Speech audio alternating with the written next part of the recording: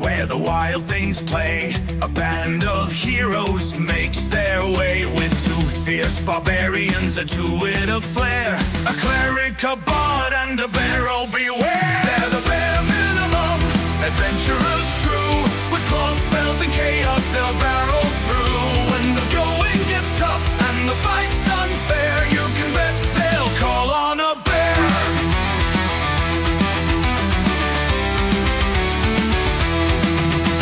The cleric heals with a flick of their hand, the bard spins tales of this merry band. A paladin warlock brings smites to the fray, while two barbarians shout, make way! They're the bare minimum, adventurers true, with claws, spells, and chaos they'll barrel through. When the going gets tough and the fight's unfair, you can bet they'll call on a bear.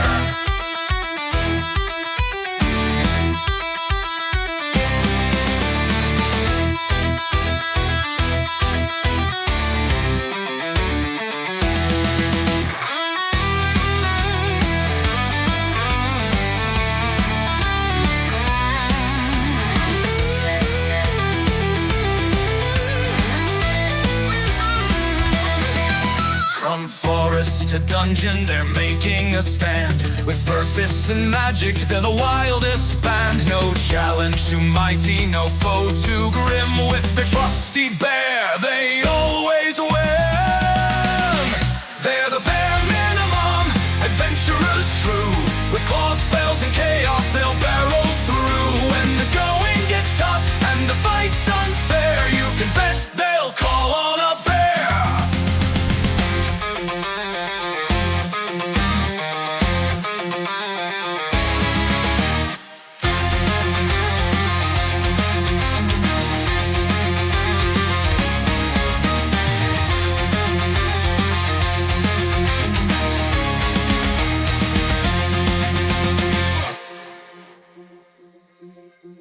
Three, two, one.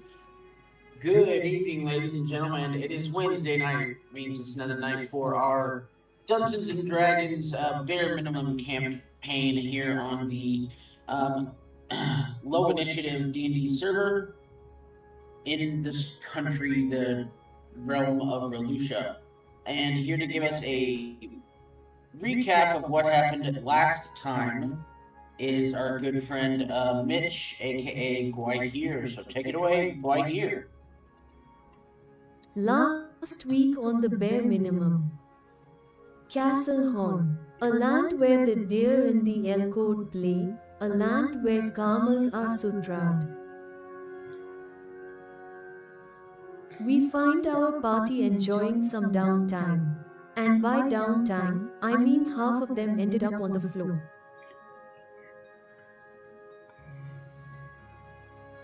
Helena, Aaron and Mumbo spent their time drunk in the bar. So very, very drunk. So drunk they were mistaken for Australians. Do you know how drunk you have to be for that? So drunk that Mumbo is still out of it. He's going to have such a hangover that when he wakes up next week and finds them all dead. While that was happening, the others go shopping for wood at, let me check my notes, a blacksmith's. Yet that checks out.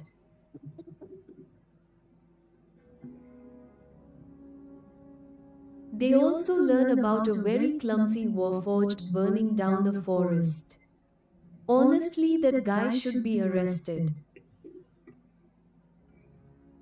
And OMG, we absolutely have to have an episode where the bare minimum go to arrest Fryduck and Roach has to DM us while we accidentally murder him. The next day, the drunk ones come to and Helena discovers that she was stolen from. Instead of trying to find the thief, the group decides to instead head to a new burger joint and try out a new sandwich, almost burning down the place in the process. And on a personal note, I relate so hard to this. Not so much the arson, but opting for food instead of doing something constructive. Hashtag life goals.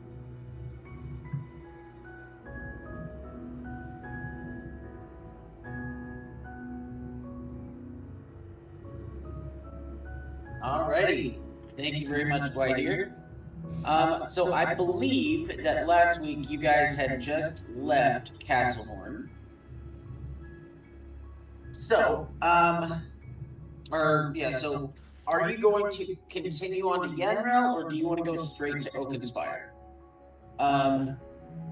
If you go, huh? We were right outside Yenrel. Oh, were you? Okay. Yeah. So, do you want to stop at Yenrel, or do you want to continue on another traveling of 5 days to get to Oakenspire? Is there anything that we need right now from Yonrel? I was hoping to buy some things. Wouldn't be a bad idea. Let's go shopping! And we know someone in Yenrel. Hey, no, we should stop in Yenrel. And we should tell Elaloth about Robin. I don't know if she'll care, but we can definitely stop. Well, I mean, he owes her. Does he? He does, remember? No. When he got the potion for Helena, he told Elaloth he'd pay her back later. Yeah, but then we have the potion. Kind of feels like we're gonna end up owing. Sure. I don't see why. But we can stop. I'm down for it. Who's Elaloth again? Yeah. Potion maker. Yeah, the owner of the Feywild Emporium, I think that's what it's called. He makes potions and... Actually, yes, we do need to stop there because I need to check to make sure she's keeping to her word. Ah, yeah, that's true.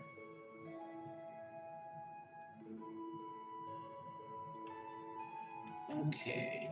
But her word is just simply not over utilizing the growth and killing it all.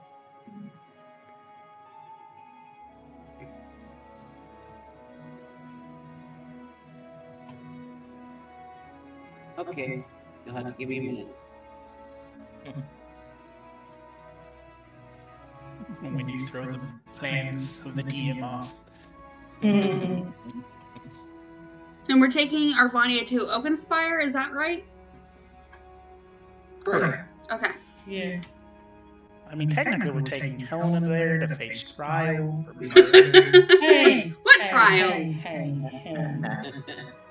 Hey. Watch it. The rest of us were defending ourselves. We didn't do anything wrong. Look. Didn't. Yeah, see the silence there? See, if somebody was threatening you, do They you didn't want to threaten you. react to that? No? They didn't threaten you. They said words.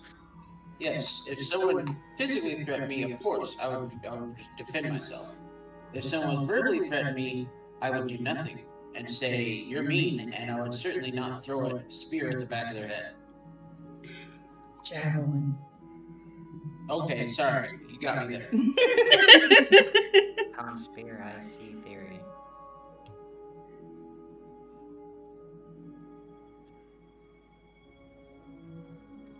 Okay. Let's see here. We go grab some pieces.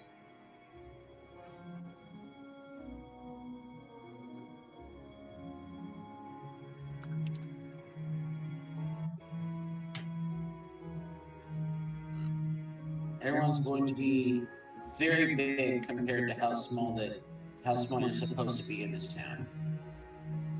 You're basically Attack on Titan level right now.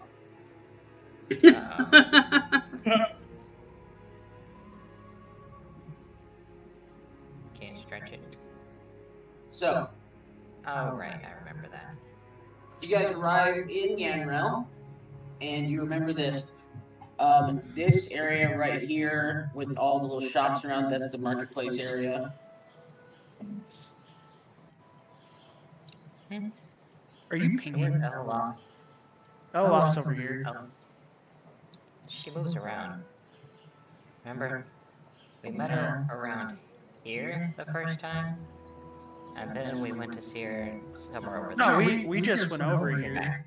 She was over here because we didn't realize there were stairs right here that we could have just taken, and we took this long journey around and down and through the woods. That was when we came back with the supplies. So when we talked to her first to get the mission, she was over here. And then she was somewhere over there when we came back. She moves around.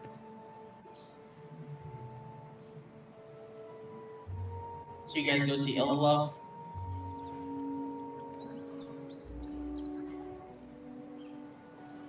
Gonna go talk to her? Yeah?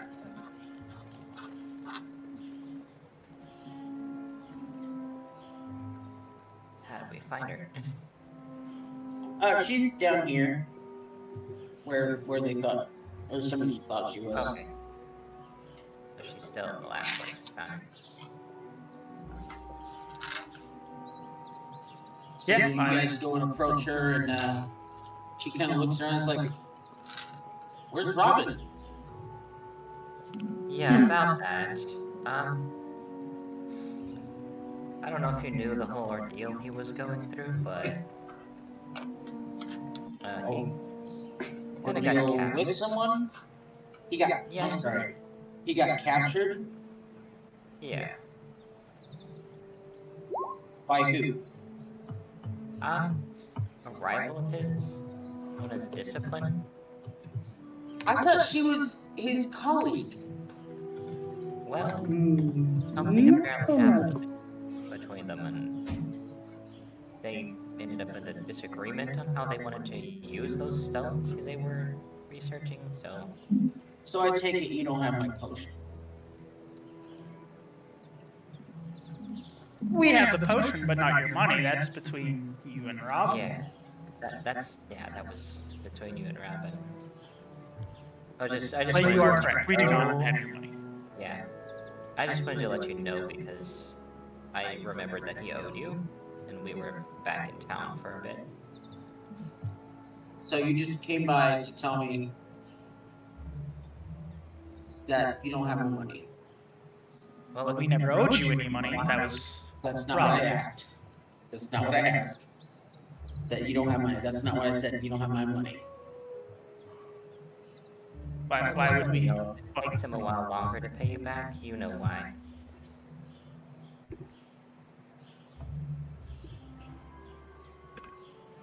It's a little annoying, but okay. What else? Anything else?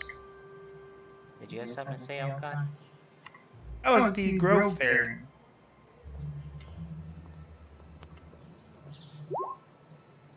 Same as ever. No change really. You're still following the agreement of not overutilizing its plants. When I make agreements, I follow through with them.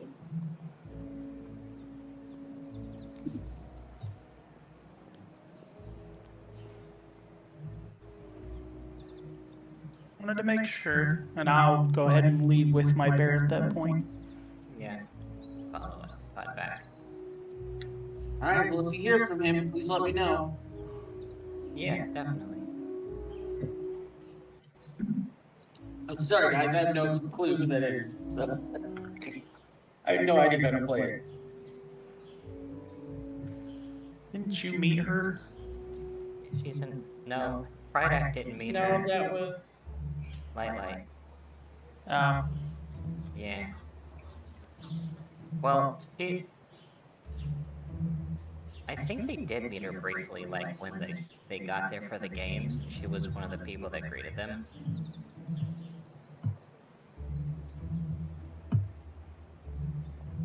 I've slept since then. Yeah. What did you all need in town? Right. So I need to find a magic shop and Okay. a artificer. Would it be good to maybe spend a little bit of the party fund on some diamonds for Revivify? I don't think it would be a bad idea. Listen, person who's still relatively new, stop trying to spend all our money on I'm not trying to diamonds. spend all the money. I'm just saying maybe it would be good to have like a couple diamonds just in case. I don't disagree with you. My only issue with that is, we're still relatively low on funds, I Okay. think, personally and party-wise, Okay. if I'm not mistaken. I'm trying to look And up. I will look over at Helena to be like, right? Oh damn! Yeah, those are like 300. Okay. I mean, in all fairness, I think your That's party how much fund we has have. like, your party fund is 300. I thought you had like 2,200 or something. Nah, we have 1,200. Yeah, well, I have 1,200. 937 silver pieces. Yep. And I personally only had 90 gold to myself. So. I personally have like 84. Mm-hmm. Yeah. I got 172. All right, moneybags, calm down. Mm. Although going by a magic shop might not be a bad idea for just to see maybe if there's any way to earn any money in this town, just Yeah. to throw the DM off his game. Oh yeah, I'm definitely planning on earning a little money here too.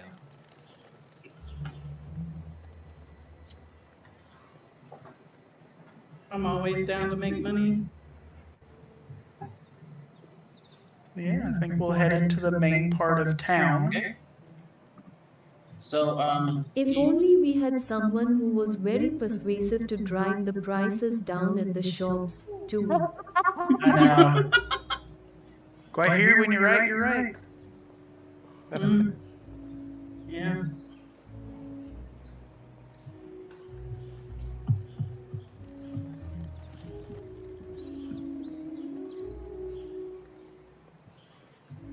alright, so magic shop first. Hmm? You're led into a shop where there is a let's see here.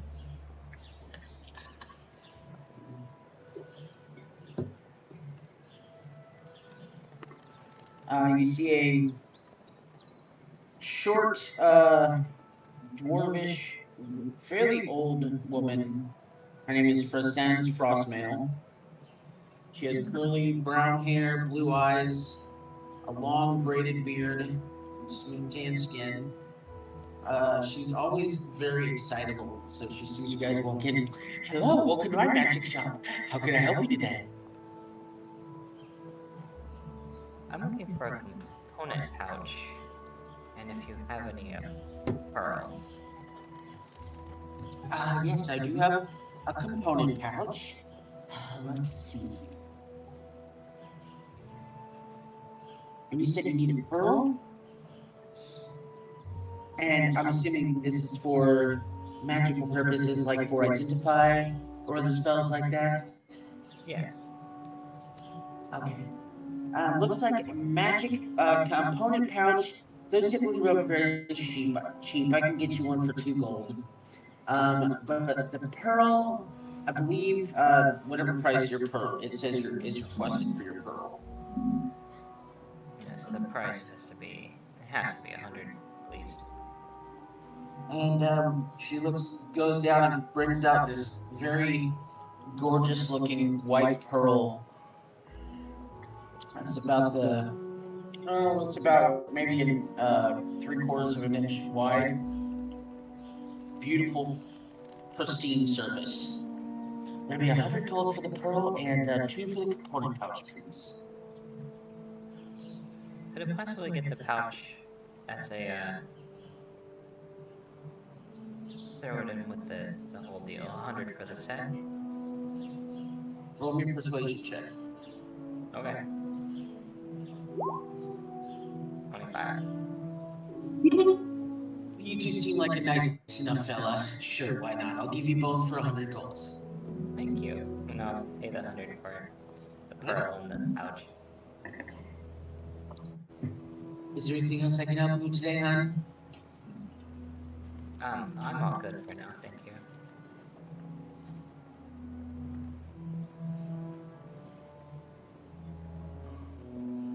So you said you needed to find a artificer. Yeah. Elcott wanted to do something at the magic shop. Artificer's over here, by the way. But while we're in the magic shop, I didn't see that. What did you ping? this building over here. Okay. Elcott was head over there. Elcott, did you want to do something in the magic shop? Not necessarily right now. I need to get more money for, you know, the other thing. Alrighty. So as you walk into the artificer shop, you see her name is Minri Talthenrill. She's a furbolg. She has long, straight, golden hair and golden eyes, rough, pockmarked brown skin and golden fur. She's 8 foot tall and fairly muscular. She has odd spectacles and mainly wears purple clothing to signify her homeland, which Elcott you would recognize as being from the Blood Wasp. I think it was it Elcott that you said you're from Blood Wasp? Correct. But that's southern region, right? Or southeast region. Right. Let me look at the map again.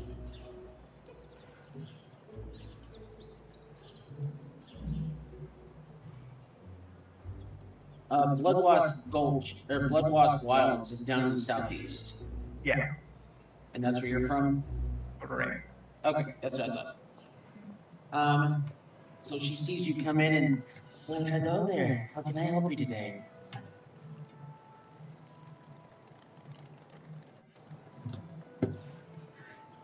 Oh, sorry. Sorry that it was my turn. Yes, I'm looking for a pistol, but I would like it a little magically enhanced as well, if you have any. Let me look and see how much one of those would run here. One moment, please. Let me see if I have any available. Yeah, but what's a pistol? The type of firearm. Oh, that's right, I'm gonna need ammo for it too. Like Gwahir's arm? Like a firearm? No. It's kind of mechanical in nature. It fires like a crossbow, but it uses a more like a metal ammunition. Full, completely metal ammunition instead of a part wood like a crossbow bolt. Kind of like just the tip of a crossbow bolt. We'll have to see this in action. Now, pistols are not very common around here. They're still fairly new. Let's see here. A +1 pistol is probably going to run you about 250 gold pieces. 250. I can do that. And for 20 bullets, it will be another 10 gold pieces. Could I get the deal bundle for the 250? Give me a persuasion check. 18? Unfortunately, with the way that how new these are, we can't do any bundling like that. It'll be 260 for the +1 pistol and the bullets. That's understandable. I'll pay the 260. All right, so just like we talked about earlier, I'm gonna let you have the +1, but we're going to use the Exandria reloaded misfire scores. Alright. So, if you roll a 4, that's going to be a reload. And if you roll a 1, that's going to be a misfire. And unless you have the gunner feat, which will make reloading non-existent, it'll automatically reload. So if you roll a 4, that means you have to spend a bonus action, and you have to have a free hand in order to reload the weapon. If you roll a misfire, then if you roll a 1, then the weapon will misfire, which means it cannot be used again until you spend an action to try and repair it. And in order to repair it, you'd have to use a Tinker's Tools check, which the DC is 8 plus the misfire score, which would be a 1. So it's only DC 9 to repair. How many bullets did they get? 10. 20. Okay. Or 20, 20. right? Yeah, it's 20 for 10. And this would be the place to get a Tinker's Tools, right? I can give you Tinker's Tools you wanted a deal, I couldn't do a deal, but since you're buying you're the first person who's bought a pistol in a very long time, I'll go ahead and give you the Tinker's Tools on the house. How much would a set of Tinker's Tools be, though? 5 gold. If you don't mind, I would actually Okay. like a pair. 1 for you as well.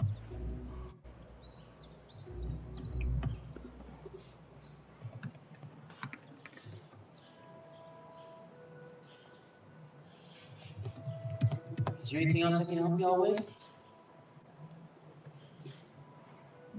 Just a question: how hard are these bullets to make?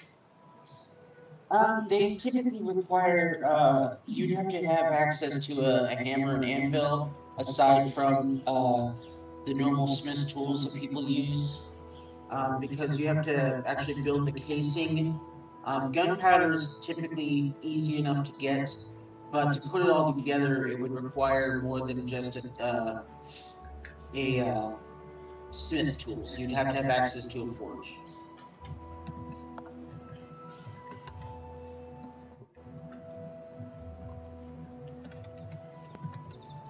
Good to know. Thank you. Oker, did you need anything else? No, I've got everything I need here. Are you all traveling adventures by chance? Yes. There's been a monster that has been plaguing us for a while, and I was hoping that you guys would be able to go take care of it for us. It's something that is a little bit more tough than most people are able to handle. It's not an actual, I don't know if you all know what a beholder is. It is not an actual beholder, but it's very similar. It is a fairly large creature that flies in the air, has one central eye with several other tentacles that have eyes on it, and it's been plaguing people coming through here because it's not a normal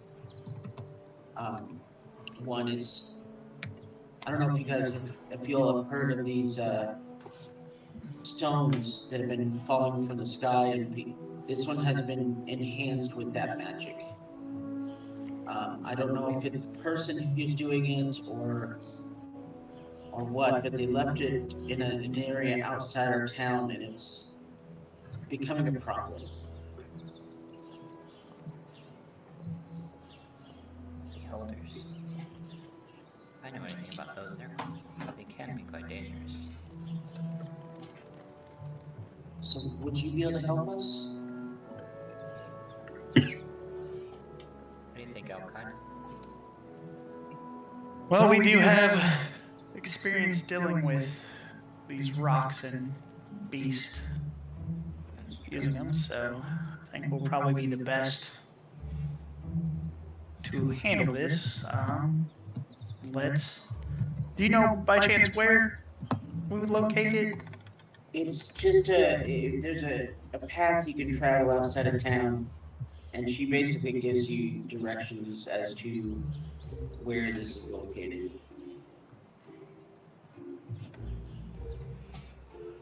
And it's just outside of town, to the west. Maybe 2 miles of that, not even 4 days travel. What's the reward for something like this? The town has gathered together several different experts and people. We would be able to give a hefty sack of gold to anyone who can take care of this for us. Wait, I see there's 5 people in your party. I could do 500 gold each. Holy. This I mean, there's 6. 2,500 gold. Well, she sees 5 because he's asleep in the car. He's half He's underneath a tarp. We don't need people looking at him weird. His legs are just hanging off the side of off the back of the cart. Tucky man. These two giant feet just dangling there. What do you think? Can you help us? Put him in the baby boat. I don't see an issue with it. What proof would you need of the... Just bring us one of its eye stalks. I think that should be proof enough. That's pretty gross, but I will see what we can do about this. And, we'll go talk with the rest of our party, and if we return, you know we were successful. If not, then maybe keep looking for some help. And with that, I'll take my leave. And, Alright. oh, Yeah.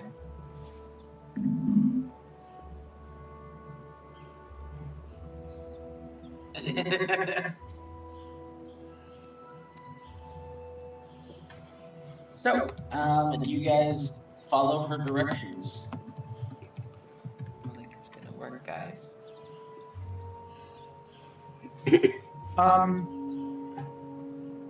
Helena, Aaron, Dwight here. We just heard about a job that could help refill some of our pockets. Oh yeah? Yeah, what's that? Well, it's taking care of something that's not necessarily fun, nor easy to take care of. They said it's like a beholder, but has been empowered by these stones that we've continually dealt with, so I figured we're probably the best ones to deal with this. Do they know what the stones do? They just know it's empowered by it. They didn't have more information, they just need it dealt with. Gotcha. I mean, if anybody's good for the job, it's us. Yeah.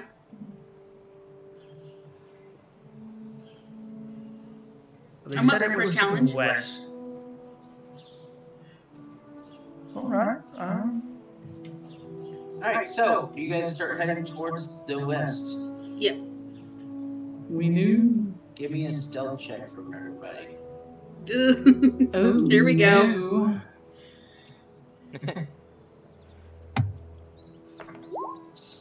a dirty 20. I got a 13.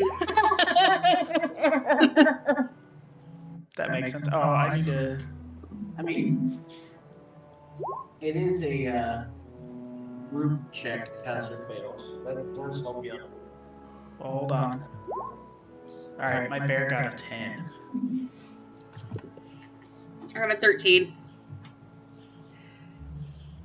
What does Mumbo get? He's asleep. Oh, he's in the car. He gets a... Pass is automatic. Sleep. But does he snore? I mean, Alright, so you guys head towards the direction of where she pointed. And you start following a path. And pretty soon, it's not hard to see what she was talking about. As you take a bend in the path, and you see that thing floating in the path in front of you. And as soon as you guys enter, because of some really crap stealth rolls, it immediately sees all of you, and everyone roll for initiative. Is that the actual size of it, or is it like? No, it's medium size, so that is the actual size. Okay.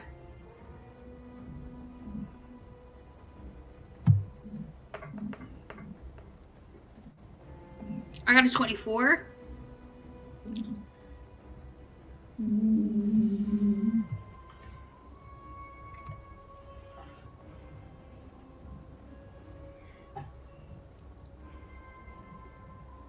Aaron gets a 24.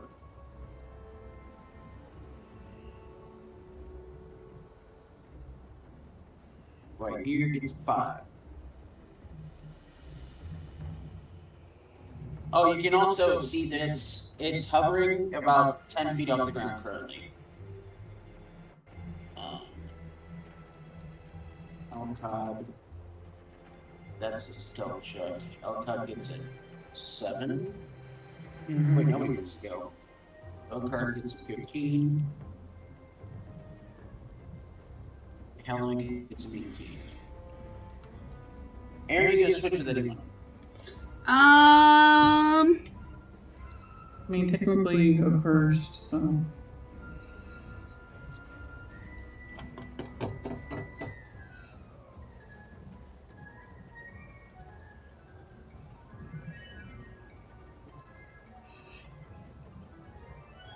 No, I'll keep it.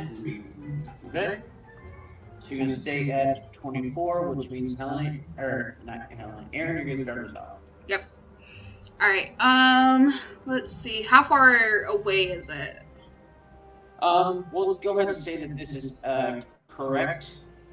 So about So 45-ish. Yep. Okay.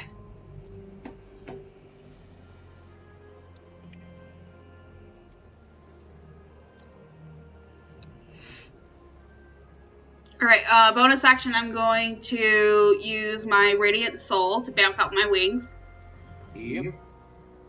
And then I'm going to fly. Let's do 1, 2, 3, 4, 5, 6. That's 30 feet.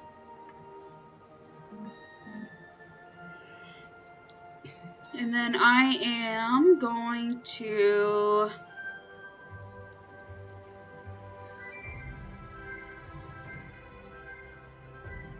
let's just do a guiding bolt at level 2. Okay.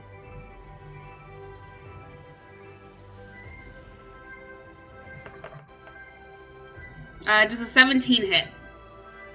That is exactly what you need. Alright, cool. And then so that's 5d6. Okay. And that's going to be 15 radiant damage. And then it's whoever hits it next is going to have advantage. Absolutely. So it's 15 radiant damage.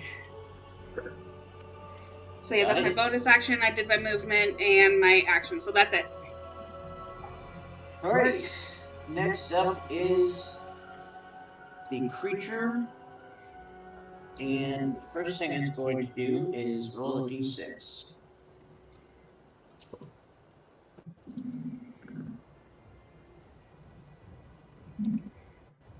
Rolls 3. Cool. Alright, so you guys notice that it's central eye stalk that's coming out right off the top of its head. First thing, this looks like kind of like a skull with flesh on it that's floating around that has a bunch of tentacles off of it. Ugh. But you also notice it keeps shifting color to color. And a central eye stalk just suddenly starts warbling, like shaking. And give me just a second. Because it's time for Wild Magic Surge fanciness to happen. So that is a 16. Wait, is this a legendary action or is this its turn? This is its turn. Okay. And for the next minute, you regain 5 hit points at the start of each of your turns. Cool. So it already has regains 5 hit points. So now, it's going to look around at everybody, and the only person that moved is Aaron. So you see one of its eye stalks focusing out, and Aaron roll me a D8.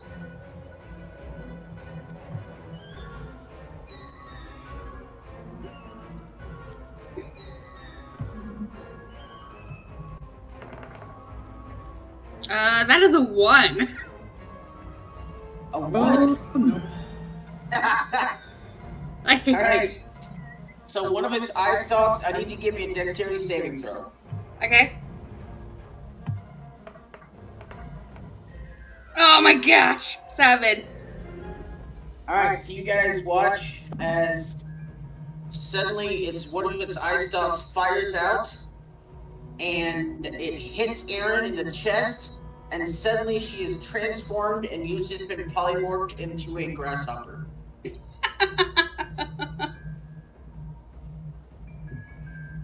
For how long? Until the start of its next turn. So, let's see here. Oh, it uses 2 random eye rolls at raise per turn. Okay, so, let's see here. You roll a d6 to make it fair. O card, L card, Guahir, Aaron, Helena. If it's a 6, I reroll. If it's a 6, I reroll. It's a 5. Helena, roll me a Oh, d8. right. Right.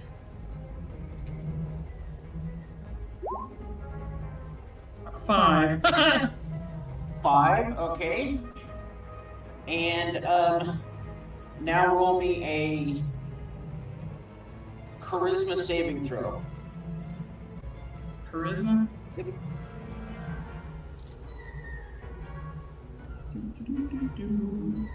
Charisma.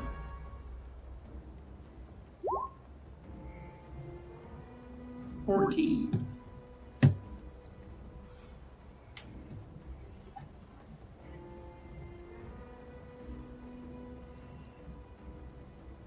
Alright, so you guys notice that Helena, it looks like she's there 1 minute, and there, well, first of all, another eye ray pops out and shoots at Helena, hits her right in the chest. And you guys notice that she's there 1 second, not there the next. She's basically phasing in and out of reality. Which means that until the start of its next turn, you get disadvantage on all rolls. Whatever you roll, you have disadvantage on it until the start of its next turn. Alright, that is its turn. Next up is Helena. So, whoever goes next got an advantage, but now I have a disadvantage. Does that mean I roll regular? I think so. Because it would cancel out. Because it would cancel out each other, wouldn't it?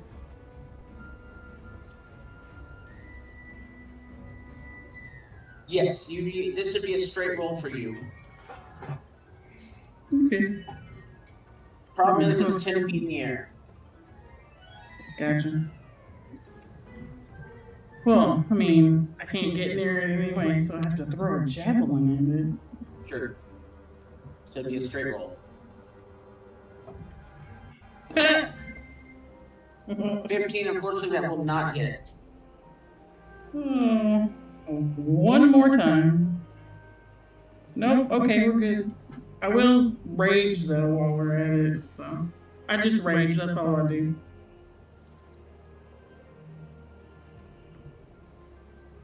Okay. Next up is Okar. Hmm? Nice. Well, hold on. Did I want to do? Too far to do anything to it. Alright.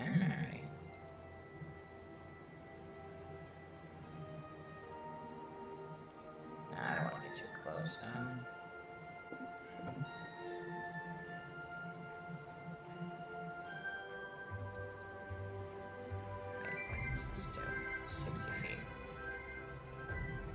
60 feet.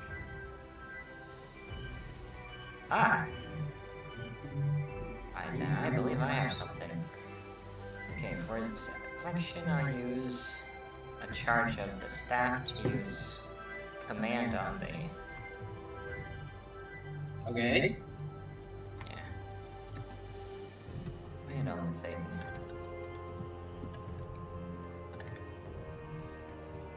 So I have to do an 18 wisdom save. Yes. Alrighty. I rolled a 9, and it gets a +5, so it'd be a 14. Alright, so during its turn, I'll have it.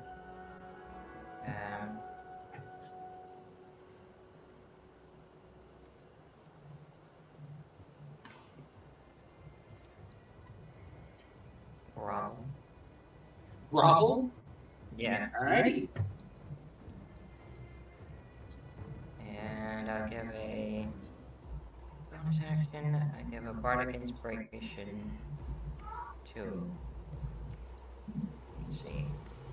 So I'll give it to who's next. Who is after me? Elcod? Elcod.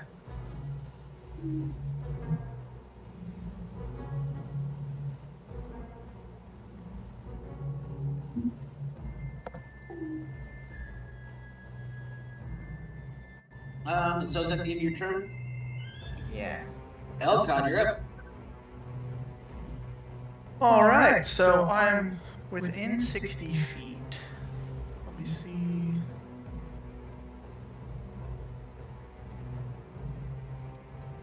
Yeah, I'm gonna go ahead and cast Grasping Vine on it. Okay.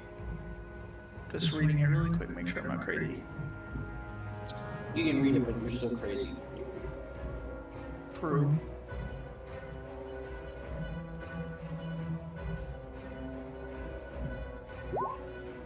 So that'd be a 26 to hit.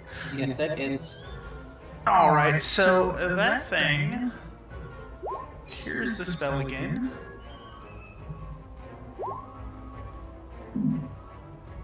When it sprouts referred, still hit, the target takes 48 bludgeoning damage and is pulled up to 30 feet toward the vine. Okay, so. I'm just gonna make it fall to the ground if it's Okay. not already. Or, So go ahead and you roll the know. damage. I already did, it's 22 up top. Oh, okay. 22. And it has the grappled condition. Correct. Alright, and then that is my action. Okay.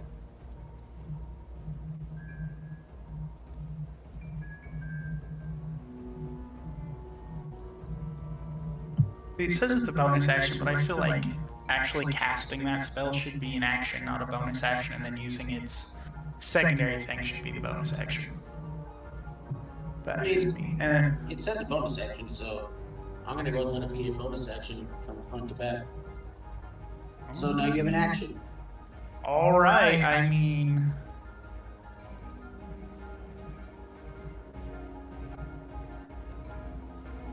That'd have to be pretty close. You know what? I can cast Starry Wisp, right? Because that's a cantrip spell. Yep. 100%. So I will cast Starry Wisp at it Okay. and get a 27, Yeah. Golly. and then get a 12 for damage. Nice. That's And radiant damage. Yes, it is. Yeah. And then White Bear will also move up Okay. as well, and that's going to be both of our turns. Alright, Guahir, you're up.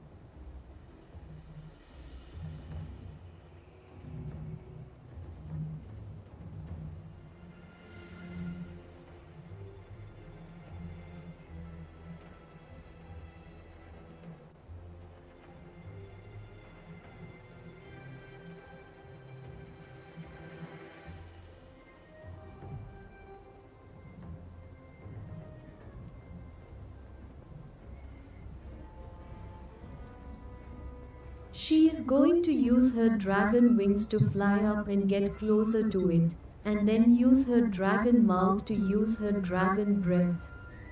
Dragon, dragon, dragon. I was waiting for that. Yeah. Alright, go ahead and roll it.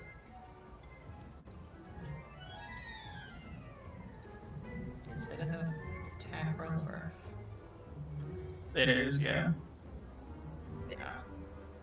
It's an action, but it's not an Dex attack roll. 13. Yeah, because I have to make a dexterity saving throw. And I believe, because I'm grappled, that's going to be a disadvantage, but let me make sure. Pretty sure. I wish they had it where you could click on it, on the character, No. like what each one means. Yeah, No, you can. there is. It's No, I mean, like when I cast a spell. Oh, that it includes that? I could click it Yeah. quickly. Alright, so I don't have a disadvantage, but I take a dexterity what saving throw? 13, I think you said? Yeah. Oh, yeah, that's a 3, so that's gonna fail.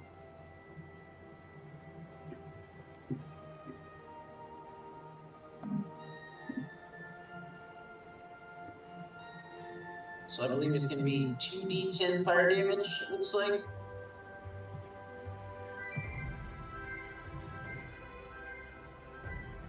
Bring that damage. Time to make a crispy eye. That's a delicacy in some places. Sure. Yeah, me. Yeah, also.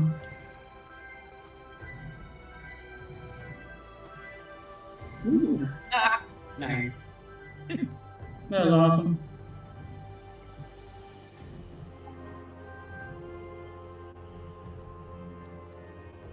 That's 9 damage.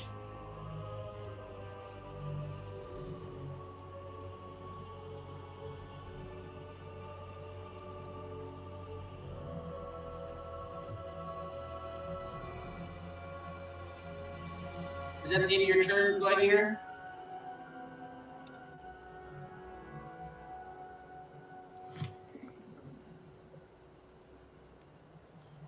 That depends. Would this have counted as a spell? No, it's a action that your character does. It's a special. No, it's not a spell. I think it's just like a racial feature, right? Correct. Yeah. You're exhaling In that magical case, energy, she's but going that's to it. throw down.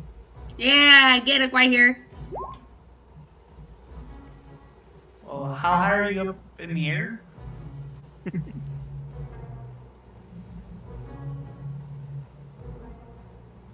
10 feet.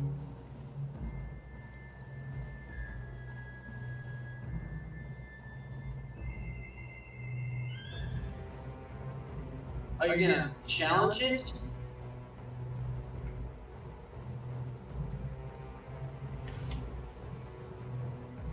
Okay, so you've issued a challenge.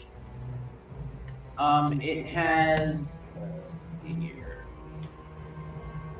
So that's gonna fail that challenge. So here's the thing. It's currently under the spell of a command. So I don't know that it can follow your challenge. Oh no, wait, it's just that it has disadvantage on attack rolls against other creatures other than you. Which it already has, doesn't it? Correct? Well, see, it's ice stalks are not attack rolls. That's a good. Alright, so, is that the end of your turn? One here?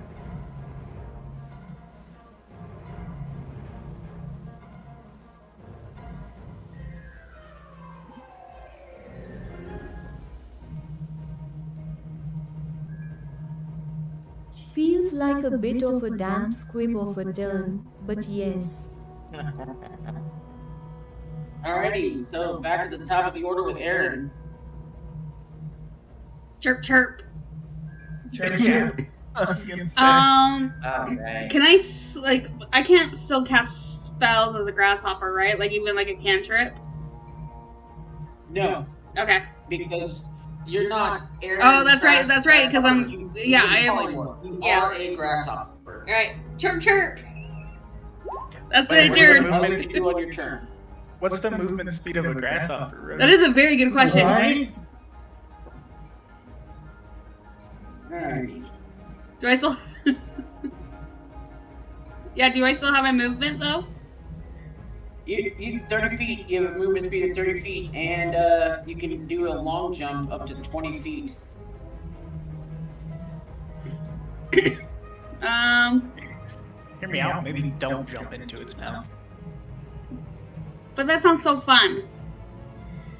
You might roll a 1 and it might actually eat you. I am gonna get a little bit closer. 2, 3, 4, 5. Right there. I'm gonna go right there, and that's it.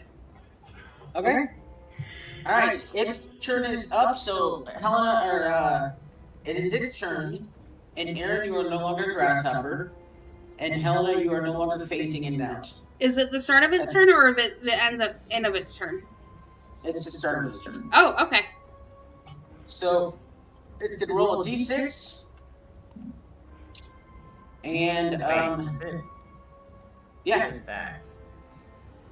Is that That's something. kind of action? nope, that is not an action. Oh. That is a thing that, I mean- that it does at the beginning of its turn. That is not an action. And now for its action, it is going to float down to the ground and bow down. Yeah. Well, it was already on the ground because Grapple pulled it to the ground. So it's just gonna bow down, and it's prone now, so that's the end of its action. Let's see here. Next up is Helena. And it is no longer command under the thing of command. Because it did the action. Command lasts 1 round. One round long enough for it to do the action, and then once it does that, command is finished. Correct. Yoink. And it's on the ground and prone, and you are no longer going out of phase, so you have advantage on all of your attacks. Sweet. I'm guessing a little stabbies in action is in. Oh yeah. Oh, I thought that was Helena. I was like, you don't have spells. What are you doing? That definitely is. Plus my rage. So that'd be plus 3. Yep. Okay. Then another smacky. That one. Double that one. Okay. Yeah, that hits.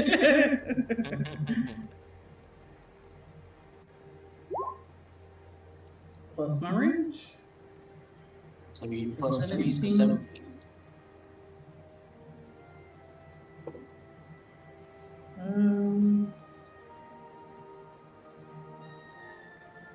This thing's not looking good.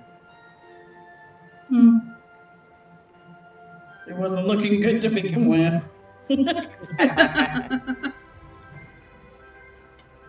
And that's Now that it's- my turn. Now that it's half health, you're gonna notice it starts shaking. And let's see here.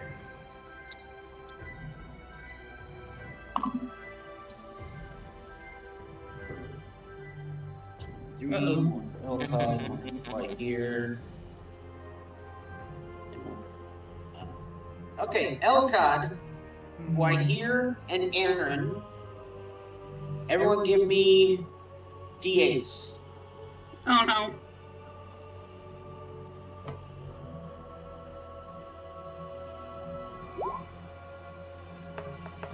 Elcod. I got a 4. Me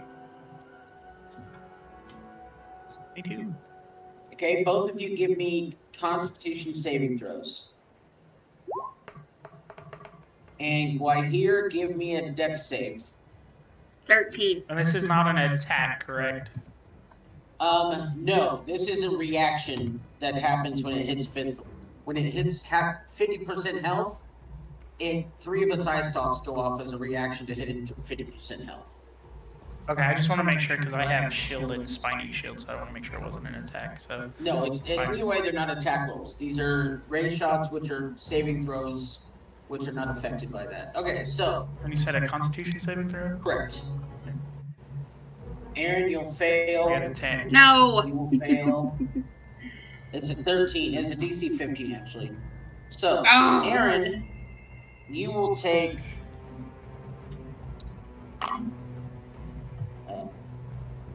6, 7, 8, 9, 14 points of thunder damage. Okay. Eltod will take 23, 26. So could I not cast shield against this? No, Why? just a second. 48. Because shield gives you a +5 to your AC, but this is not an attack roll. It's not rolling to attack against your AC. You failed a saving throw, and that's why this damage is hitting you. Does that make sense? So that'd be 48 thunder damage. And then Guahir failed the dexterity saving throw, and Guahir and Aaron suddenly switch places. Oh no. Aaron and Elcod both got hit with a pulse ray. By the way, you two are deafened for the next minute as well. Whereas Guahir got hit with a reverse ray, where you switch places with a creature within 60 feet. Oh, Guahir was in the air too. So I'm deafened? Is that what I... Correct. Aaron and Elcod are deafened. Aaron, you're now floating in the air. Okay. Your wings are still active, so it's not that big of a deal to you. All right, that was That and check was for my concentration on grasping vine. That last okay, one. yeah. So that was after Helena's turn. So Okard, you're up. Oh shoot. Elcod, are you bloodied? Oh yeah. Yeah. I will cast. I want to cast Fairy Fire on the thing. Okay. That's a dexterity throw, right? Yep. Shit, it rolled a 12, so yeah, that's a fail. So now this thing is lit up bright blue, or whatever color you want, Yep. That's blue. and it has anyone attacking it has advantage on attack rolls. So unfortunately, Aaron and Elcott are deafened, so they wouldn't be able to hear it. I'll give a bardic inspiration to Helena. Okay. Elcod, I don't know if you can hear me, but it's your turn. All right. What is this big blue bubble? Oh, that's just radius for my divine stuff that I have. So I could be aware of how far people are away from me.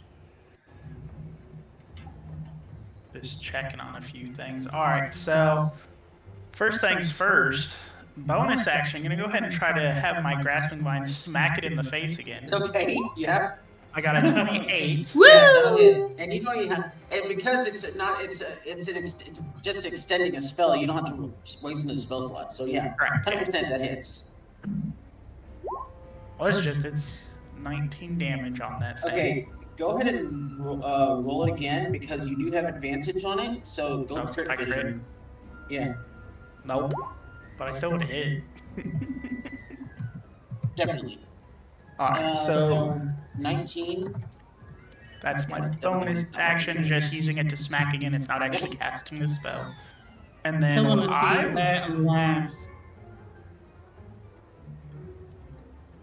I would like to do then is actually cast something a little bit more helpful. I believe everybody's within 60 feet of me from here. Yeah, looks like it. I will use my 5th level spell slot to go ahead and cast Mass Cure Wounds. Ooh. That's dope. So yeah, everyone gets 35 healing. Including the gals. I'm just kidding. No, that isn't. You didn't say that. And that'll end. Go ahead. Okay. That'll end Elcott's turn, and the bear will actually move up to. Yeah, here. And that'll be its turn. Alright. It's Elcod right here.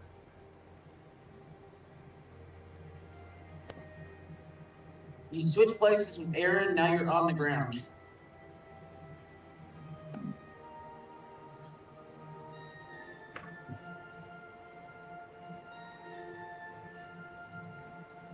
Kwai here will move up and attack with her scimitar. Do it. You get advantage on all attacks. Mm-hmm.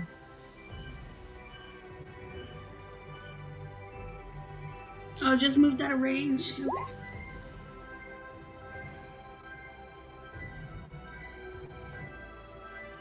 Okay. The 15 will not hit, unfortunately.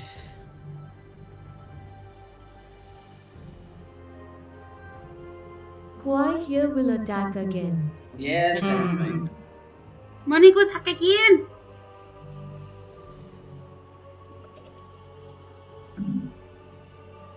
There we go.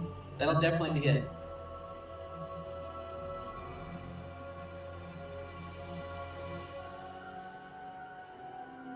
Six slashing. Okay.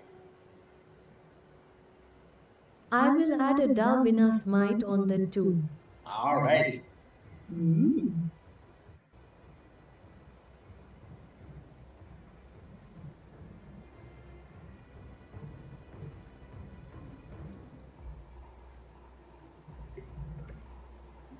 Yeah, this thing is not looking good at all. You notice that as it gets hurt more.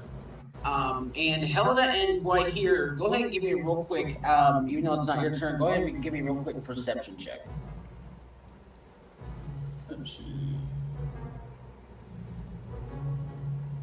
Helena has a. Okay, Helena, now that you're face to face with this thing, it's laying on the ground, prone, you notice that right above its eye, it's got like a splinter of, it looks like rock.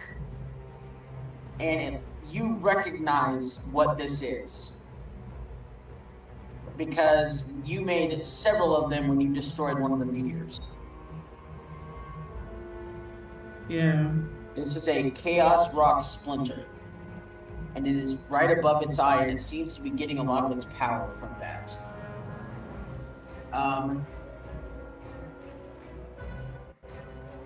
So is that at the end of your turn right here, or you can do something else?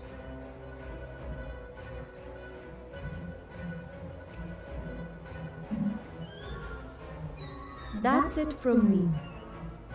Okay, back at the top of the order with Aaron. Alright. She is going to fly down to right here. And she's Okay. going to smack it with her warhammer. Do it. Alright. You get advantage like 2 different ways, but I'm not going Right. to give you double advantage. You just get regular. Still just get regular advantage. Alright. Does a 22 hit? Yup. Alright. Yep. So that's gonna be first that. So 11 plus 9 from my Radiant Soul. So 19. Yeah. Wait. Oh yeah. Wait, hold on. No, that's 20. And then I also have Divine Strike with another Okay. 7 to it. So that's 27 of damage. And how do you want to do this? Sweet. So yeah, she'll just kind of come up right up behind it and then just basically just swing it as hard as she can. So you guys notice Aaron just bring that hammer up above her head like she's at a carnival about to do the string test, and then she brings the hammer right down onto its eye and smashes it through into the ground. And you guys notice as her hammer goes through it, it starts pulsing faster and faster and faster. And then I need everyone to give me a Wisdom saving throw. Wisdom saving throw. 26. Because as she hits this thing with a hammer, it lets out this horrific psychic scream, and it explodes into bright white light. Like, so almost, even if you close your eyes, it still looks white. And it's like the brightest white you've ever seen. Why'd you roll in that D8? Just a second. I used my bardic inspiration to Okay. up my wisdom saving throw. Okay, so that takes it from an 8 to a 16. Mm-hmm.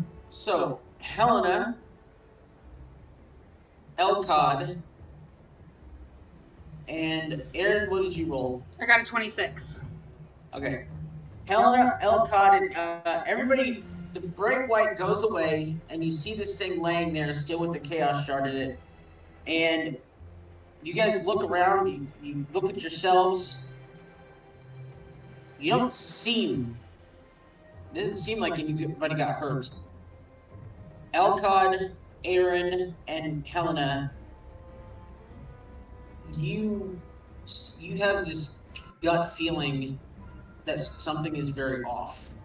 You can't put your finger on it, but something is very off. Can I take a look around to see, like, if anybody else is hurt? Yeah. I think Elcott was the only one that got seriously hurt on that, but he did that mass healing word and gave everybody back some heals. Okay. So, as far as there's nobody really hurt. Arvanier kind of looks like out of it. Like she also recognizes that something is very wrong, but she's keeping very quiet about it. She doesn't know what it is. So do you guys take the Chaos Splinter? Yeah. Yes. Okay, you're able to extricate it, and then somebody give me a survival check to see if you can harvest some tentaculars. Ooh, I got a +6. I got a +5. No, I got a that's 19. 19? Did you say 19? Oh yeah, you get at least 2 or 3 of those tentacles that you can take back with you. Tentacle. She'll just hand it over to Helena, just not excited to touch it. So with me knowing, like, something's off, Mhm. can I cast Detect Magic to see if I can sense Yeah. anything? You cast Detect Magic, and there's no ping at all, except for the Chaos Shard. Okay. And you know that that's magical, that's pumping full of Chaos Magic. I put the splinter and the tentacles in the bag of holding. Okay? Yummy. Alright, so you guys head back to Yenrel? Yep. I think so. Okay? Do we still have that feeling as we travel?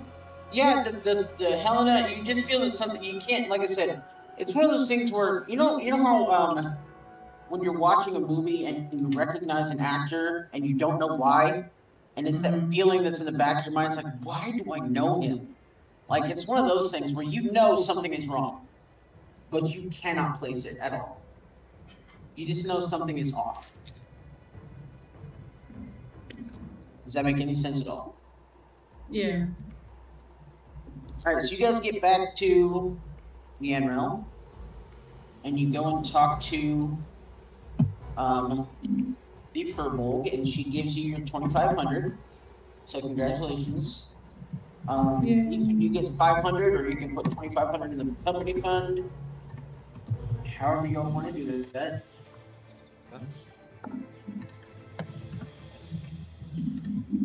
And was that the other shopping you wanted to do? Do you want to do more shopping now that you have money? Right? So, See the map change though. Oh yeah, sorry.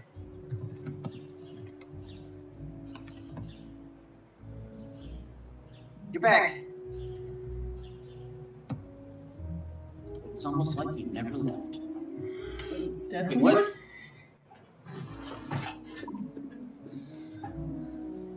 Why are you casting Death Ward on me? Just She has the. an uneasy feeling. Look, your case? Yeah. Okay, yeah. That's a really So I cool guess spot. So is everybody taking the money for themselves? Yeah, that's a good Yeah. question. Are you each taking 500 or are you putting it all in the fund or are you going to split it up? I'm not gonna lie to you. I'm gonna take the 500. I'm gonna take the 500 too. Okay, that's fine. Does anybody want to put any in? You don't have to. I'm just asking so I can keep up with it. I'm keeping mine. Okay, that's fine. I'm gonna keep mine too. So I mean, because we're good. So Okay. I just wanted to make sure. Is there any place to get any incense around here? The magic shop where you were earlier. Oh, are we still deafened? Oh. How long does that last? Oh Do my what? gosh. That was till Beer. next turn. Okay, so we're not deafened It anymore. was 1 minute. Okay. You're fine. Yeah, it's passed.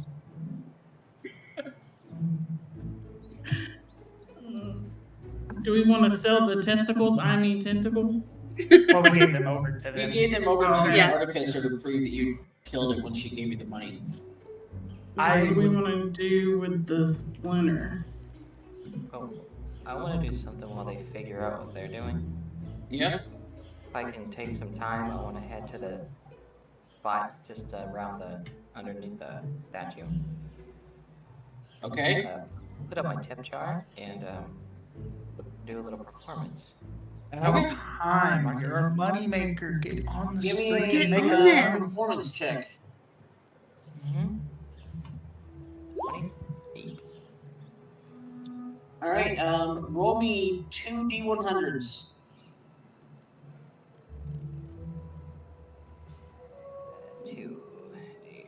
100 roll. 6 and 67. While you're sitting there, while they're discussing, you manage to get 67 gold in about an hour. Okay.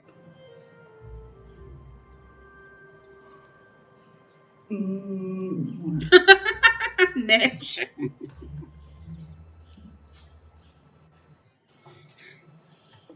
Where can I get like a potion bottle? Magic shop. They'll have empty bottles there. Okay, well I want to go and buy one. Okay. Yep, and I'll be. An empty bottle will just be 2 gold. I I need to just get. want to buy one to put the shard in, so Okay. it doesn't touch the ground if I do drop it. Yeah, it'll just touch the bottom of the bottle. Bottom of the bottle, yeah. Aren't you putting it in the bag of holding? Yeah, but if I drop the bag of holding, what if it falls out? Or somebody pulls it out? Look, she just knows what happens sometimes if these stones touch the ground, okay? And believe me, There you you don't go. want it to happen. Like Beard said, any bottle can be a potion bottle. Why not buy a bottle of whiskey and drink it and make that your bottle? That's true. So just make sure I'm clear. You're putting the chaos shard inside the bag of holding. Yeah. I mean, inside a glass bottle, but you're putting the chaos or a splinter or whatever inside the bag of holding. Is that what I'm hearing? I just want to make sure I'm clear. Yes. Okay. Where's Now, an mind you, armory? We're all gonna go to her expertise because she's dealt with them. But real quick, I would like to buy 50 gold worth of incense from the magic shop. That's cool. Sold.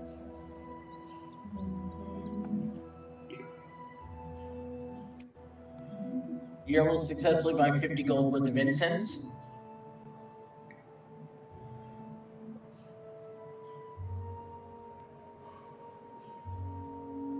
And they can do whatever they want to do. I'm gonna go find some nature.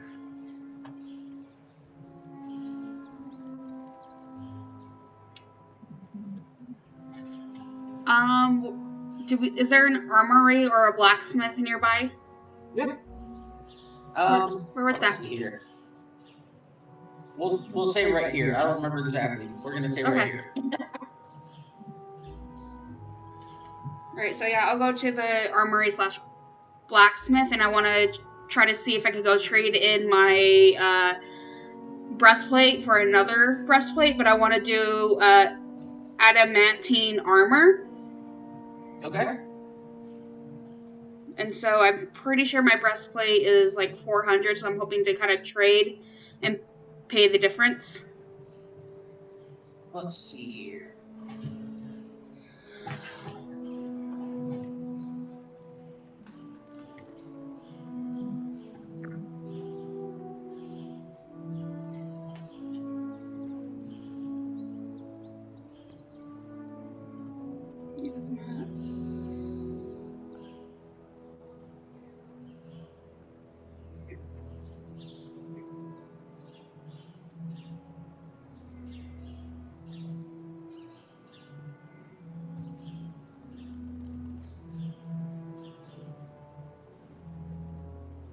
So your regular armor costs. Is it your regular? What kind of armor do you have? I just have a medium breastplate, and that says costs 400. Okay. So adamantine is it's basically reinforcing that breastplate with another metal. Okay. And so where usually list prices for adamantine plate armor is going to be anywhere from like 200 to 500 gold pieces, depending upon the type of armor that it's reinforcing. Okay. So to reinforce, you said it's 400? Well, the breastplate was 400, and so Roach Roach. for reinforce that with adamantine is going to be 250. Oh, then No, I'll just 200. then I'll just go ahead and pay the 250. Or I meant 200. So Oh, okay, 200. So it's gonna, so they take it in the back and make some modifications to it and bring it back out, and you now have, adamantine armor. Cool. That's the one that ignores crits, right? Uh-huh. This is what Rose got, one of our last sessions on Sunday. Yep. Okay. Thank you. Yep. Anybody else want to do any shopping before you leave?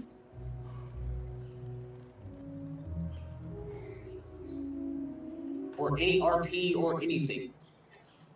Can I take a little bit of time to try to figure out Tinkerstools? What do you mean try to figure it out? Like Training it? Yeah, train. We'll save that for travel activities. Okay.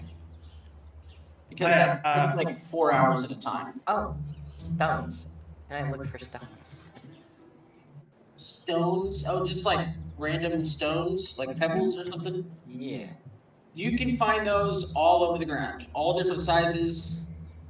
I'm saying, give me a survival check. Survival.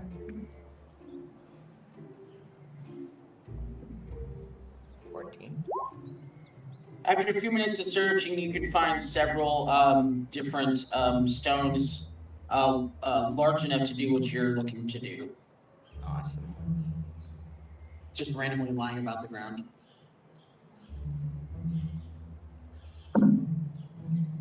Anybody else? Last call? Oh yeah, I sent you a message. Oh, you did. Did you? I did.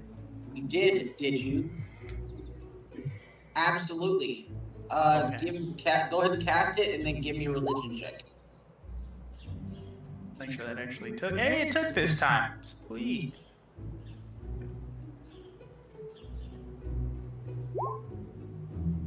Well.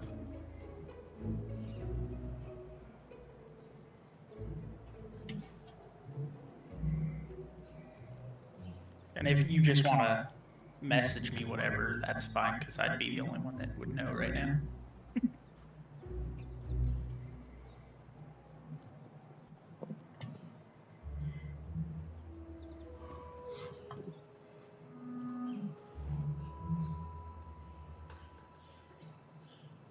And yet that is maddeningly confusing because gods usually are. You You are correct.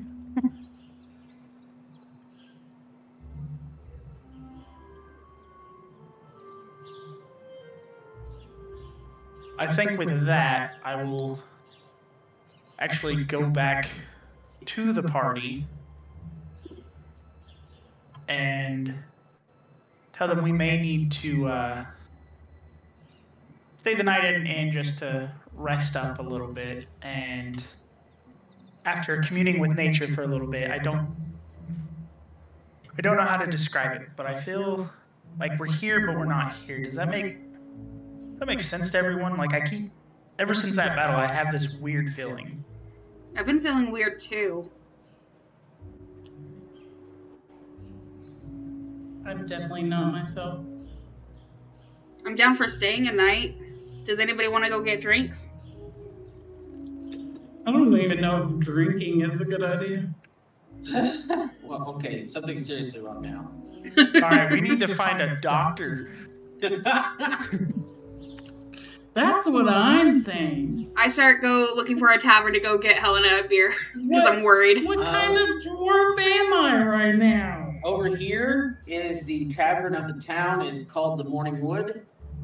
That's fantastic. You see a sign with a creeping, weeping willow. The guy who runs it is a halfling named Home Bottomhill.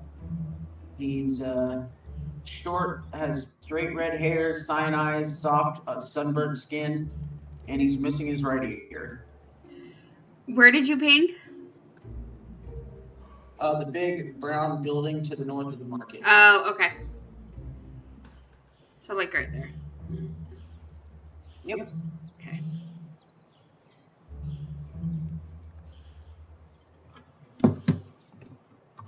Good evening. How can I help you? Oh, Elkhart, isn't this where you performed? Is that here? Yes, it is. But the person who was watching the place was someone else at the time. That's right. Yeah, so this one may remember me from the games when I performed here and got chased out by it. Maybe don't bring up that you've been chased out of anywhere. Well, it We are wasn't looking because of for- something I did. Or maybe it wasn't bad. They were all bad. Are y'all looking for a room? Yeah. And a round of drinks. We've got 3 rooms that would probably suit your purposes, and with a round of drinks, we'll call it 15 gold. Bump it up to 20 and I'll even include dinner. Deal. I'll pay out of the party fund if y'all. Okay? Oh, I was gonna just pay for it. Or What's let the purpose of the party fund? That's the purpose of the party I'm fund. trying to be nice. I wanted to.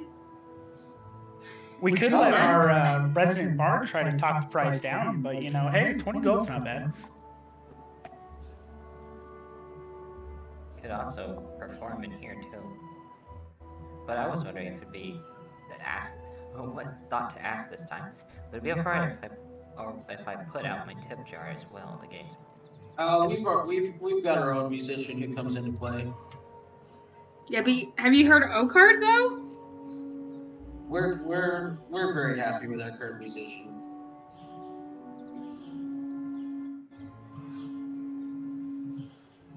You're missing out, man.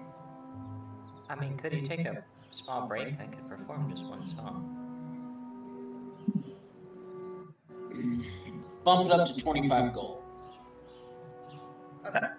Us pay That you? we're pay you for How- a performance? How about how? For the How about- rooms and the drinks and the meals, we'll bump it up to 25 gold.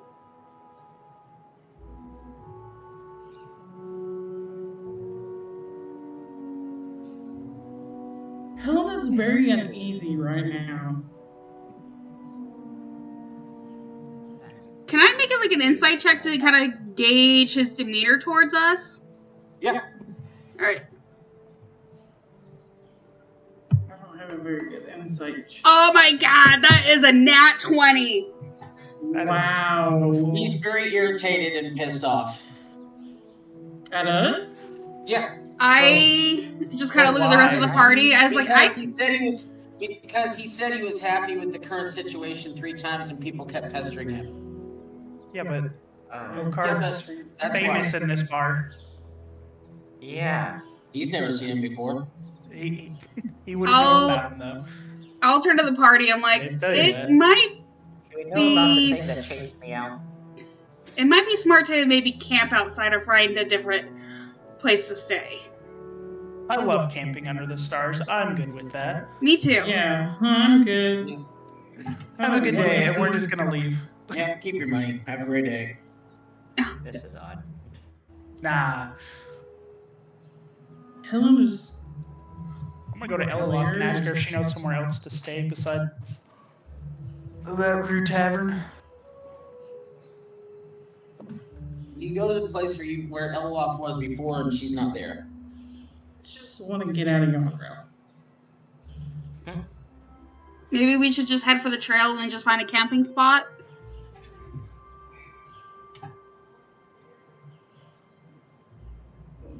Yeah, at this point, you might as well. Alright, so are you going to are you gonna start making your way towards Oakenspire? Making Just our way. camp along the trail along the way? Yeah. Okay. Oh, Card, what did you do that got you ran out of the tavern?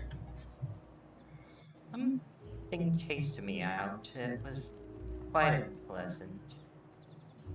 Listen, last time we were here, he played a beautiful song. We got food, we had a good time. The Yeah, but someone else was tavern mentioned tender about at it. the time, yeah, had a great time as well, made some good money, so Mhm.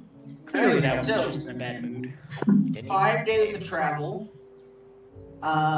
We'll start with Helena for travel activities. Am I good to clear a long rest? Yeah. Okay. What do I want to do? We're doing another day. I have a thing to do. Well, if he has something to do, let me think about it and let him go. Okay, so we'll go into Elcott. Okay.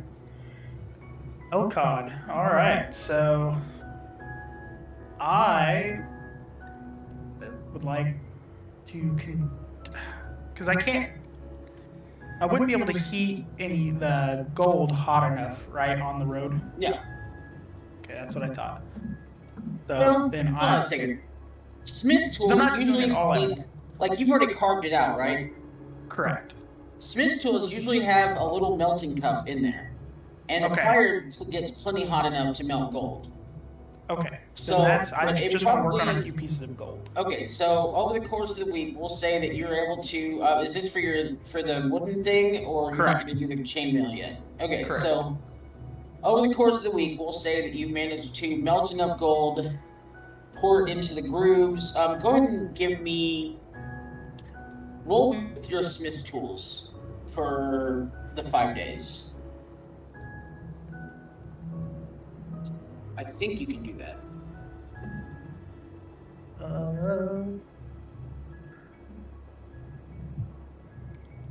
Does it give me an option to roll? Oh yeah.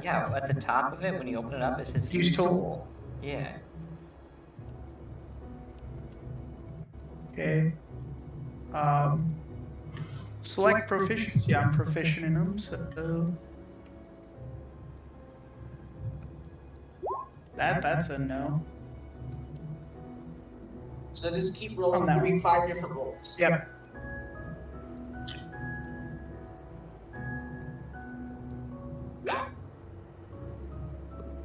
Dirty 20.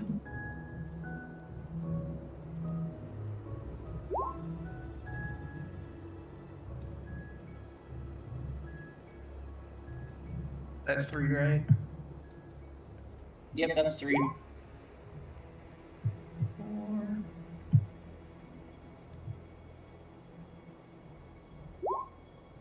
5. Okay, so there was a couple days where it didn't look as good. You were able to use like a a hot stick from the fire to kind of remelt the gold in those places where it didn't solidify quite right. And then you're able to clean off the burnt pieces of the wood and say that with those rolls, you now have a basically what you're looking to make. It's a little bear symbol piece of wood that has molten gold poured into it. And it actually looks pretty decent. And if y'all are curious, I will post that here shortly. Yep. And didn't you say you need that for one of your spells? Yes, sir, I did. Yep. So now you have the thing that you need to the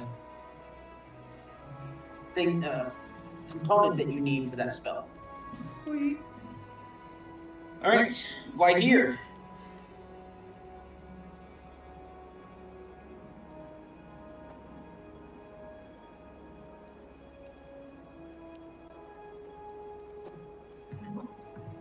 I have some gaming that I need to finish learning. Okay. So go ahead and roll the what is it? Intelligence, I think. Oh, that's right, the dragon chess. Dragon chest. Yeah. He's got 3 of 7. I think it's intelligence checks, isn't it? Yeah. Yeah, give me 5 intelligence checks. You're at 3 of 7. You need 4 successes. Alright, go ahead here. You got this. No. Come on. Helena beat you in 1 move with that. That was Aaron. Or Aaron. Yeah.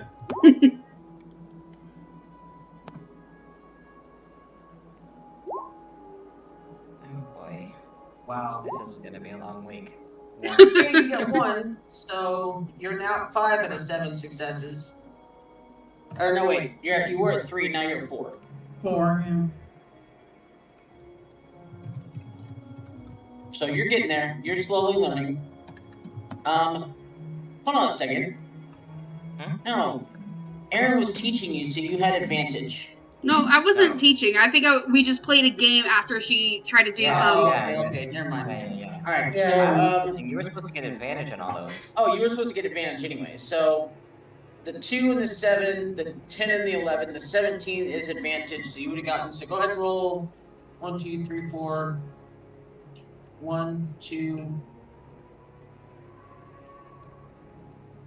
I'm gonna 5 more times. Golly, I'm stupid. Or roll 1 more time and then roll with advantage 2 more times. Yeah. I mean, the 17 already gets it, but go crit fishing for the 3rd day. Okay, so that's a failure. So then go ahead and roll with advantage twice. That's a success.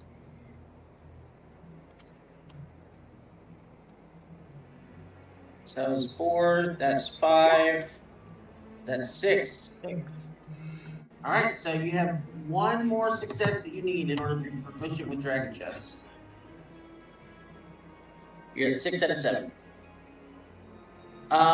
Aaron.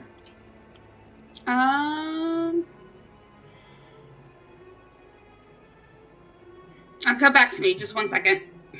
Okay. Okar. Yeah, so the leather armor, how would I work with that? Like, do I have to do a separate, like, Do the same thing patching it up? that Elcod did, where you're gonna roll with your leather working tools, I believe. Yeah, but what part am I doing? Am I doing the part separately, like patching up the original leather armor and then crafting it into the studded, or am I just Well, like basically, am I doing rolling it the together, or am checks, I you're doing gonna it- do them together. Okay. So rolling the checks, you're gonna we're gonna do the same thing. I need 7 successes of 15 or more rolling with your leatherworking tools. What ability does it use? Can you roll with the tool? Yeah, but it asks for a select ability, strength, dexterity, constitution. Let's do intelligence, dex. wisdom. Because you're working with your fingers and stringing things and stuff like that. So yeah, let's do dex. what was that? I got a 14. Mhm. Come here. Roll. Dex. Efficient. Roll. 8. If it's easier, you can just do. Looks like it's giving a total of +6. So if it's easier, you can just do an roll 20, do a roll d20 +6. Okay. Wait. I don't know if I can do it. +6 on the d20 though. I mean, if you just type it in. d20 +6. 9. Another 9. Another 9 and a 20. A dirty 20. Oh, look. Roll again for the double 9. I'm gonna start implementing that. If you roll a double, we're not gonna count it. All right, so 1, 2. You have 2 successes at 7 Right. for turning regular leather armor into studded leather armor. Helena.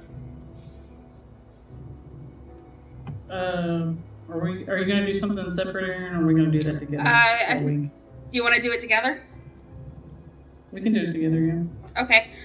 I was going to, me and Helena were gonna go do some Valkyrie training sessions, and so we were gonna do like a short little sparring match between the two of us. Like maybe like a quick 5 rounds between the two of us. Okay. So what are you hoping to? Are you just like teaching her how to be a Valkyrie or something? So like we're just kind of going through like martial drills, and so not necessarily like teaching Valkyrie stuff. It's just kind of just like we're just like sparring, like training. Okay, so let's do this. For each day, I'm gonna have you just do contested strength checks. Oh, okay. So both of you, we'll start with A1. Both of you roll me a strength check, just straight strength. Okay. I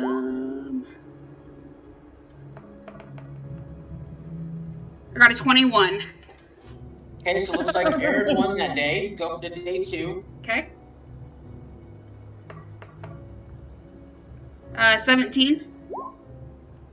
Oh, that's a tie. Ooh. Push day 3. Okay. Draw. Oh my gosh. 20. Come on, what's wrong with me? All right, so Aaron won that day. Day 4. I believe in you, Helena. Oh, Here, come on, be with me today.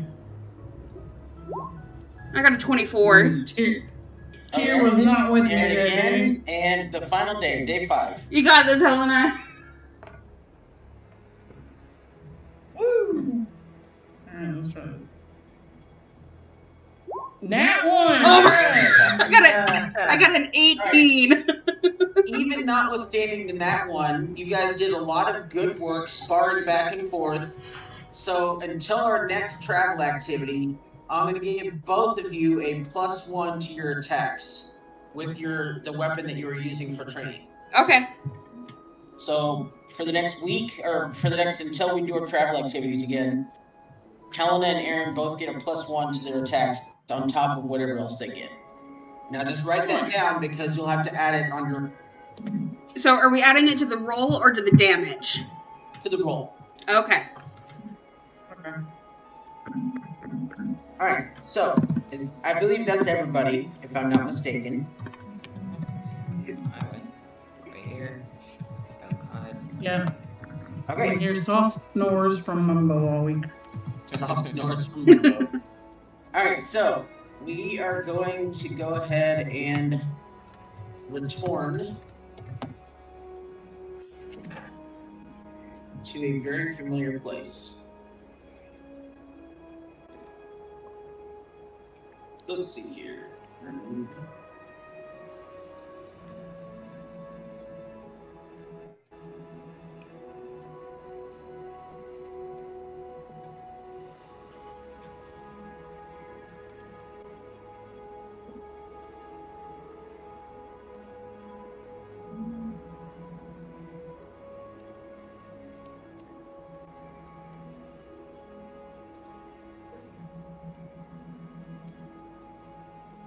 Hold on a second. Something's not right here.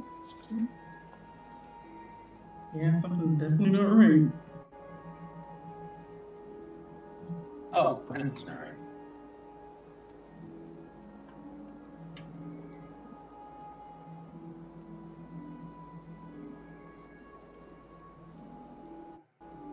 What's not right is how did a Valkyrie beat me all week?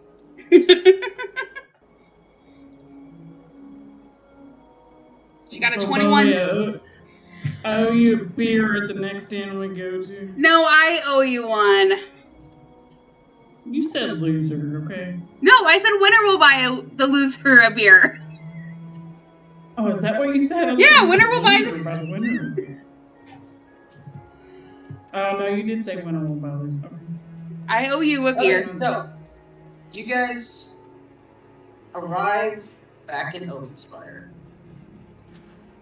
And, Helena, hand me your javelins. Helena, you recognize I the give my, city, obviously.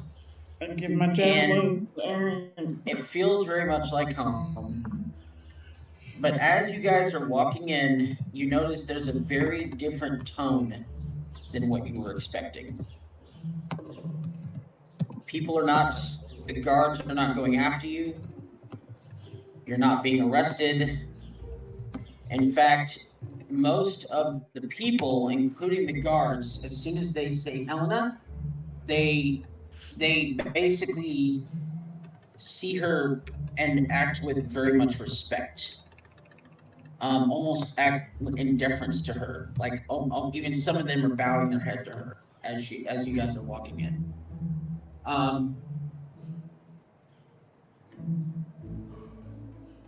In fact, you hear a couple of the guards say in passing, "Welcome back, Lady Oakenshield," as you guys are walking into the town.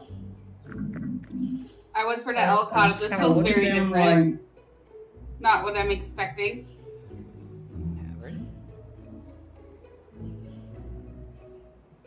Occasionally, a couple of them look at Elcod and kind of tilt their head a little bit.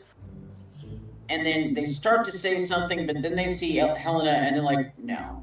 And then they go back to their place.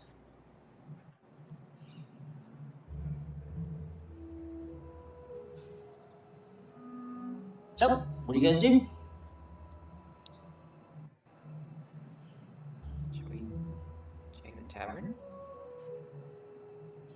Why are we always heading to the tavern? Last time we were here, that did not end well. Well, I do owe Helena a beer. Yeah, the tavern. Yeah. And Helena does know the tavern owner. Yeah. Helena knows everybody here. Well, and I should say, the tavern owner was one of her closest friends. Yes. Might be a good idea to check in with them to see what's going on. Mm-hmm. I mean, the tavern owner would know. Yeah. So with these guards right here, but yeah. They might not want to talk, though. So do you guys go to the tavern? Yeah. The twins are my friends too. It's true. So as you guys enter the tavern, you go up, you find a table, and immediately the bartender sees Helena again. And he walks over, Lady Oakenshield. I'm so glad to see you again. I did not expect to be seeing you so soon. I thought your work had you elsewhere. But regardless, it's wonderful to see you. Shall I get your usual? And he leads you guys to a table, and he goes off, working behind the bar. I need everyone to give me a perception check.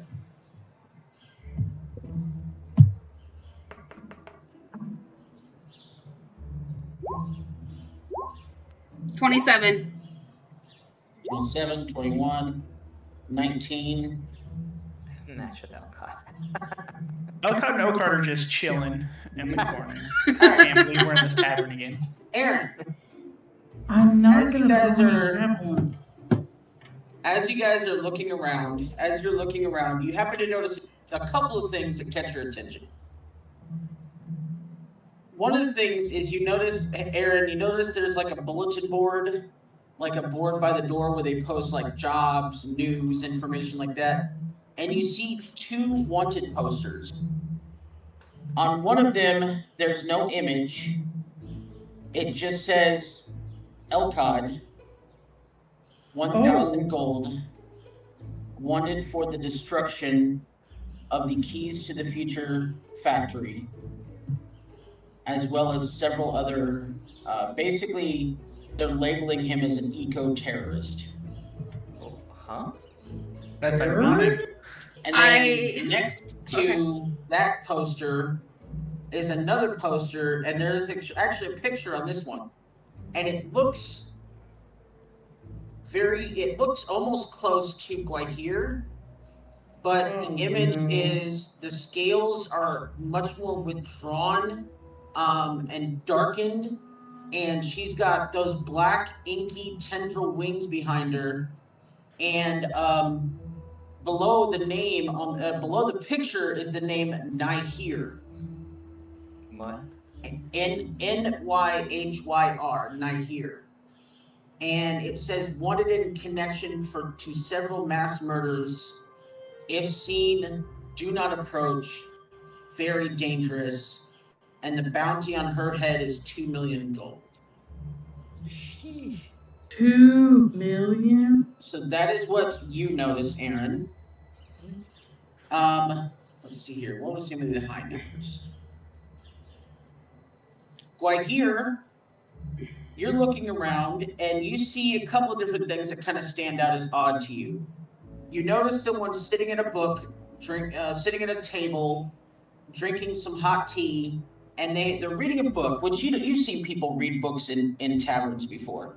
But as you look at this book, you notice there's something very off about it. You can very clearly see the title of the book is entitled Where the Wild Herbs Live, or Where the Wild Herbs Are, by Dr. Mumbo Stonefist. And there's a foreword on the back of the book with a picture of kind of looking like Mumbo, except he's much more calm and reserved. He's wearing glasses. And it says, world-renowned doctor and healer Dr. Mumbo Stonefist gives a medical field approach of how to find the right herbs to heal someone. And then as you're kind of reading in, taking in the book cover, you hear a couple warriors, and they're basically, they have their swords drawn, but they're not in battle. They're basically admiring their swords. And one of them says, yes, I managed to actually get my hands on an original Anderson. You see the intricate thread work throughout the blade. I mean, it is the best weapon I've ever had. I mean, she knows what she's doing. If you're ever up in Rubia, you have to go visit the blacksmith up there and get yourself one. She's the best weaponsmith in all of Revolution, by far. The hell is happening? And then, Helena, as you're scanning the bar, you notice a figure that you recognized. You see Jeffrey. Shut up. Shut the He's in kind of a corner table. He's got an ale on the table and some food in front of him. And you can see he's very animatedly talking and smiling and laughing and talking to someone across the table from him, but you cannot see who he's talking to. But it is definitely Jeffrey.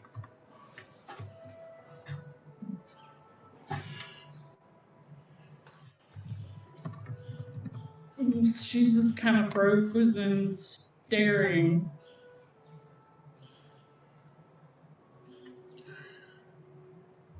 I will. She doesn't know what to do. Oh, sorry. You're good. I will tap Guahir and Elcod like on the shoulder and start try to be stealthy and start heading up the stairs toward a room. Okay. So about this time, the barkeep comes back over, and he brings Helena a glass of red wine, and he tells her, "We've got your room reserved. We also have some other rooms set aside for your fellow travelers here. If there's anything you need, just let me know. I'm happy to assist the ambassador of Oakenspire." Ambassador. Do you see anything to him before he goes back behind the bar? I'll say ambassador. What do you mean? I'm not sure what kind of humor this is, but yes, you've been ambassador to Oakenspire for years. I thought you were off visiting. The last I heard, you had been off visiting the Feywild Embassy. Feywild Embassy? Yes. We weren't expecting you. We weren't expecting you for another month. I mean, don't get me wrong. We're very happy to have Lady Oakenshield here with us, but we weren't expecting you for another month. Lady Oaken?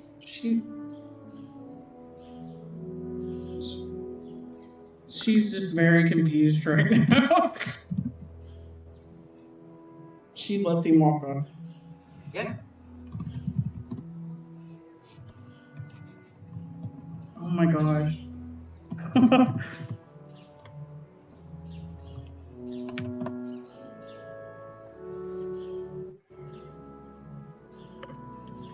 Okay, so looks like Aaron has taken Guahir, and is that the only? Who else did you? Elcod? Elcod.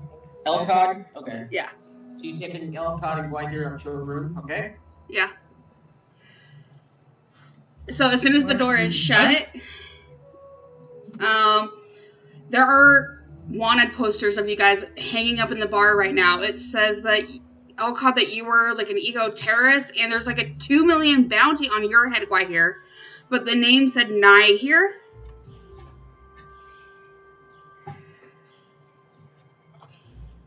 That's funny. What did you do anything? I mean, we've done a lot of things. But it says that you were like an eco-terrorist, and like the picture of Guahir looked very off. It reminded me of the wings that you had back when we fought the false Hydra that you got.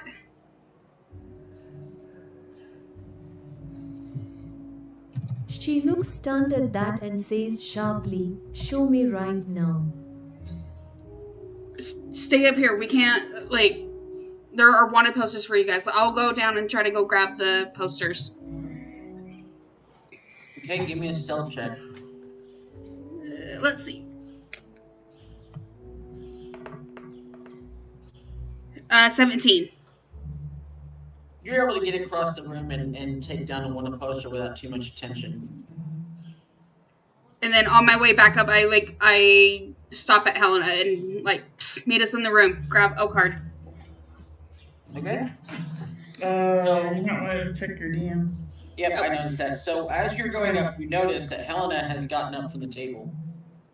And Helena, as you get closer to the table where Jeffrey is sitting, the angle that you saw him starts to change, and you see that he is talking to someone. You knew that, you could tell it before, but as you get closer, he's still deep in conversation with that person, and then he leans forward and kisses a dwarven woman with long red braided hair and several runic tattoos over her arms. And you see that they are wearing wedding rings. You do not recognize this woman.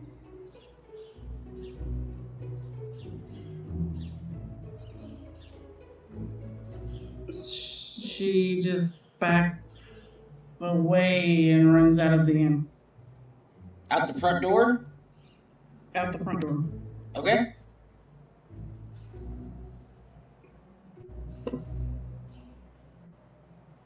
So while you run out the front door, we'll go back to the rest of the party up in the rooms. And right here, when Aaron brings you the paper showing the wanted poster, it is definitely a version of you. But like I said, it looks very green, like your scales don't have a shine, and it's the exact same wings that you realize you got from the metal wing, the latest gift from your mother. But the person in the drawing is also wearing a locket around their neck that you don't recognize. But if I'm not mistaken, you definitely recognize the name that is on there.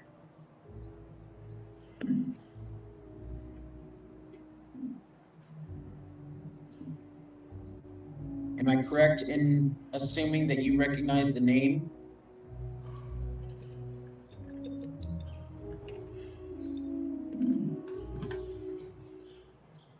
Kwai here will snatch it and collapse onto the closest bed, saying the name softly to herself.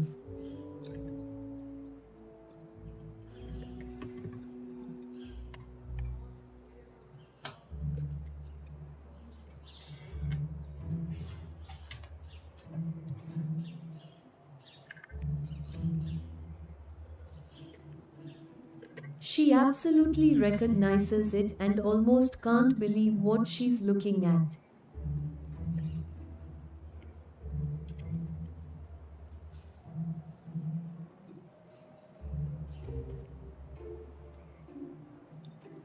Are you doing okay, Kwai here?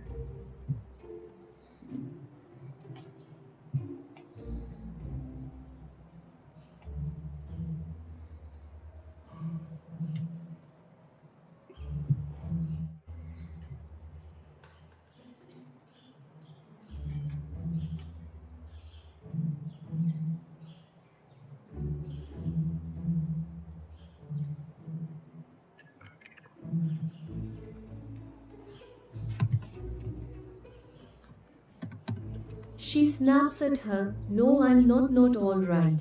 Do I look all right?" No, I'm sorry. And she'll hand over the other wanted poster over to Elcod.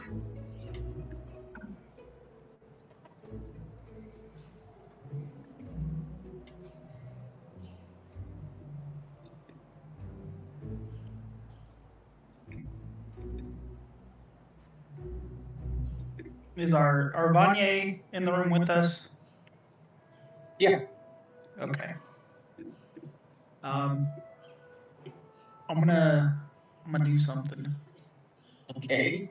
But first I wanna roll and see what I get. Okay. Okay. I feel like Vanya's something's off here. Why did they just let us in the city? What are these wanted posters? She's as confused as you are. She remembers that Zorus sent her for a trial, and he prepped her that Oakenspire was planning to put Helena on trial. They had wanted posters for all of you for murder, and that was the last information that she had. And with the insight, you can tell that she is freaking out and just as confused as you are.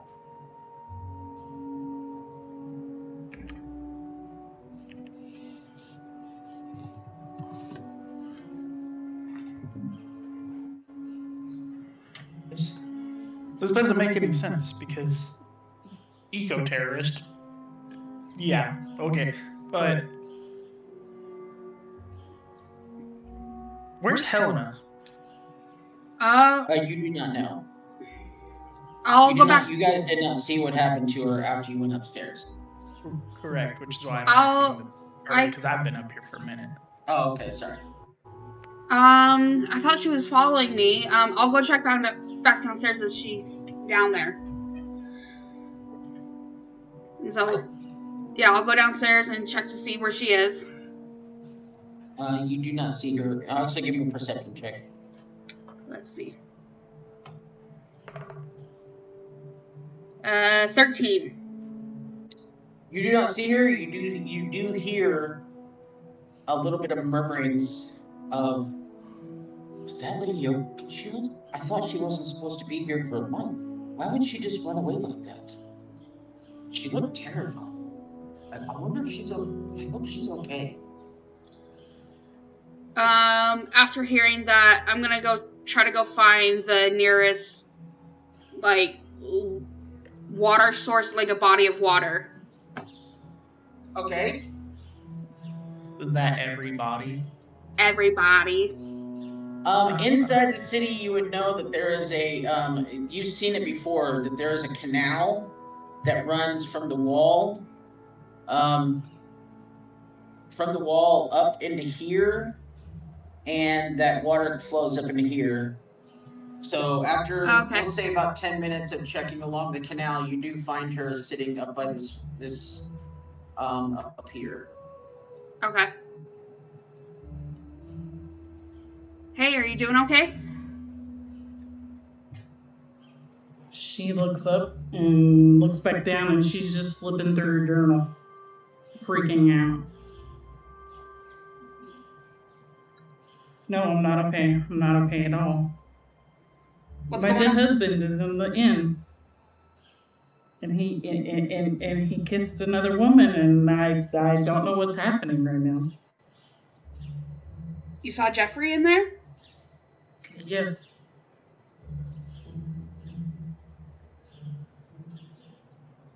How She's just how flipping is through how the is he journal. there?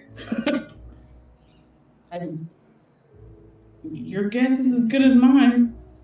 We found some, like, I found some wanted posters with Elcod and Gwahir's face on it, and like they have bounties on them. Like Elcod is said that he was an eco-terrorist, and there's like a $2 million bounty on Unai here.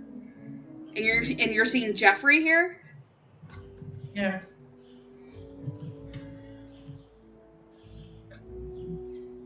I think we need to figure out what's going on. It feels something just is not right.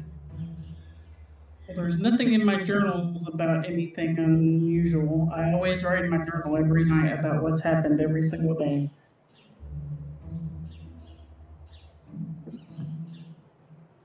I wonder if it has something to do with the shard we still have, maybe? Do you have the shard? I don't. Yeah, it's in the bag of holding. Let's take a look at it to see if anything's happening with it. I take it out of the bag of holding and give it to Aaron. This looks like a shard in a glass bottle. It doesn't look any different than it did before. Yeah, I'm not noticing anything really different. I think we might need to go back to everybody. We gotta figure something out. Are you? I know that. I don't know if I can go back in that far. Yeah, that's true. Helena, give me a perception check. Actually, Helena and Aaron, give me a perception check. Okay. Why is it so hot in here? I got a nat 1. I almost got a nat 1. I got a 22. Okay, so Helena, you're I'm too distressed to notice nothing. you're having a meltdown. Yep. Aaron, as you look into, you happen to glance around and you see the water, and it makes you freeze for just a moment, because when you look at the water, you see your face, but you don't see your armor. You're not wearing a helmet. You're not wearing your armor, your cleric war armor. It's your face but you're wearing like a blacksmith's apron. There's pockets in the front with tools in them. In one hand, you're holding a pair of tongs, and the other hand, you're holding a hammer. But not like a war hammer, like a hammer that one would use as a blacksmith. Where is my armor? Immediately you jump back from the reflection and you look down, and you're still wearing your armor. Okay. You're still wearing your helmet, but it's only when you look in that reflection that you see you looking like a blacksmith. Helena, do you see that? No, she's blind. No, but like I'm pointing it out. Okay, Helena, now that she's pointing it out, give me a perception with advantage. Please get 2 nat ones. Please. That would be epic.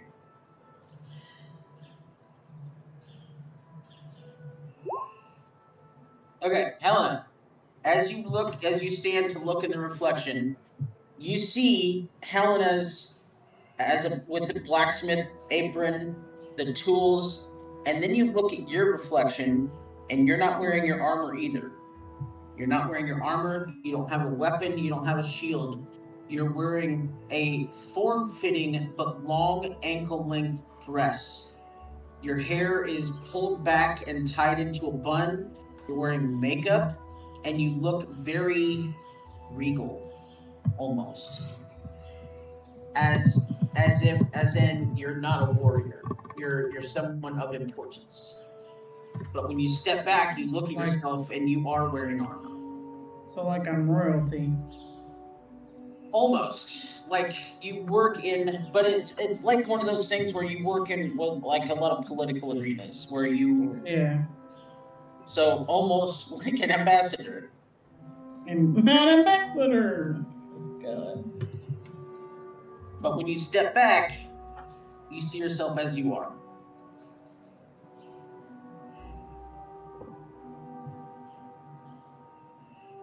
They keep calling me Lady Oakenshield and that I'm an ambassador. And that I was supposed to be at the Feywild Embassy. I don't even know what that means. Aaron, give me a history check. Oh. Let's put my -1 to use. 18? I'm really good today. 18. You would remember from seeing maps of Relucia that, and I'm going to go ahead and show you guys the map to Relucia, Woo! that the Feywild Embassy is way down south, the far southwest of the map. Where? You see, basically straight south, actually straight south of where you are. Okay. See that big colorful area with the purple tree in the middle? That's the Feywild Embassy.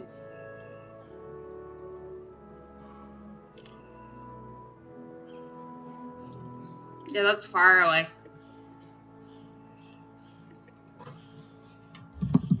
So, while you guys are doing that, back in the room, everybody who's in the room, Okard, Dwight here, Elcod, give me a perception check. Come on now. Dirty 20.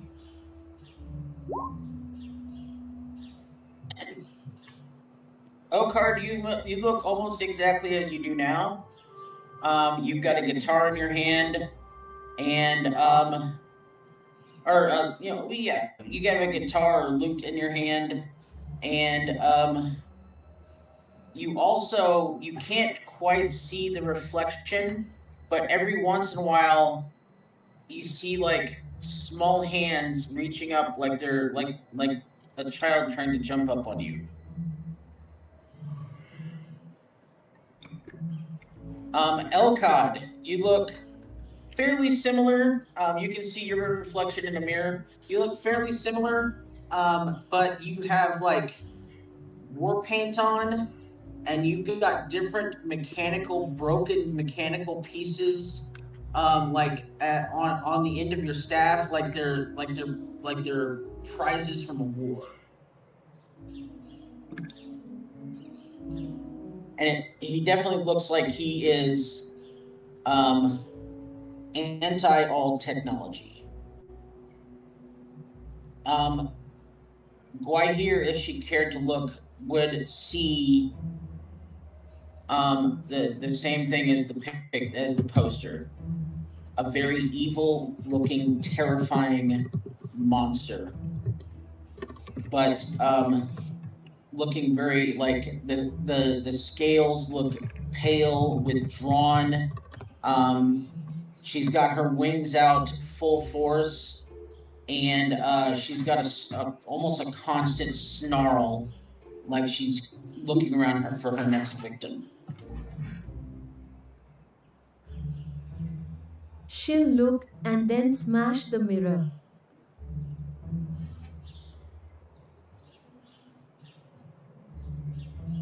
Now, do we still see each other as each other?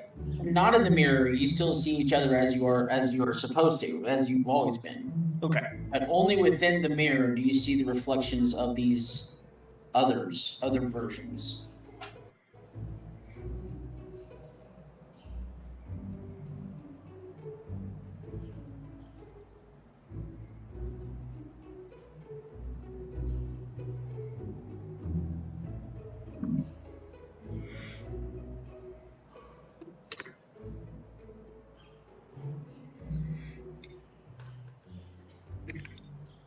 Why did you do that?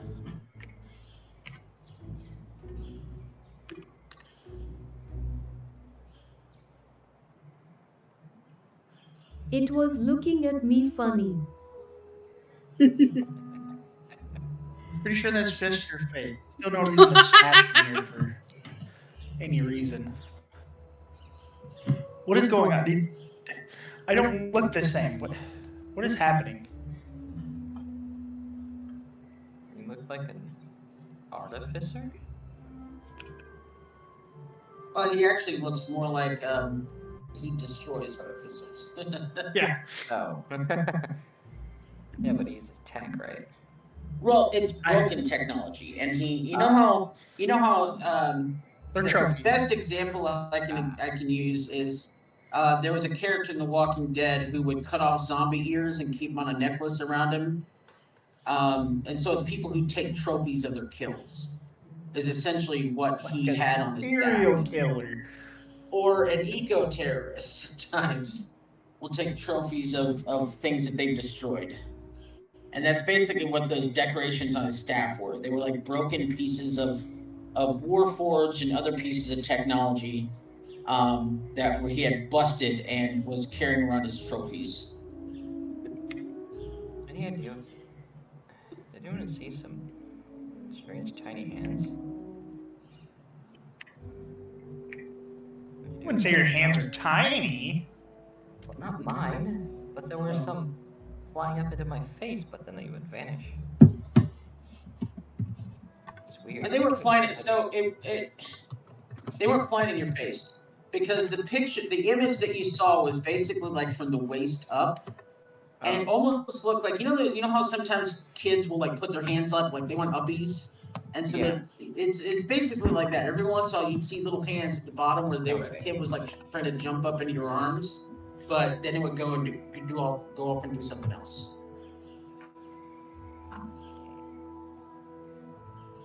It's still creepy as hell. It is. I didn't see any hands besides our hands. I hear you feeling okay? You're being awfully quiet.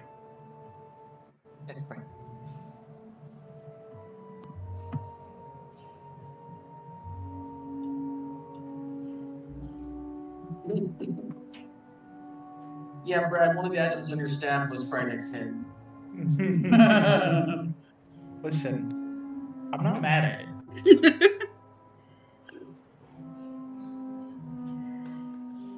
As he asks this, she'll hold up the poster to them and ask, "Is this me? I can't trust my eyes. Is this me?" You look like the same Gwai here to me, so I don't. Well, What is that? Who you saw? The name on the poster's not even right. but you guys can definitely tell a similarity between the two. Yeah. Number one, the Gwai here was wings repeating are names, weirdo. identical. The wings are identical between Gwahir, from what you remember when she used them that one time, Mhm. to the poster, to the image in the mirror. They were the exact same wings. Who is this person? Gwai here.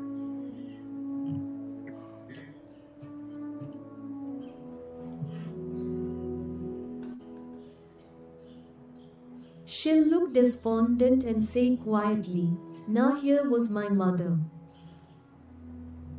I guess that makes sense.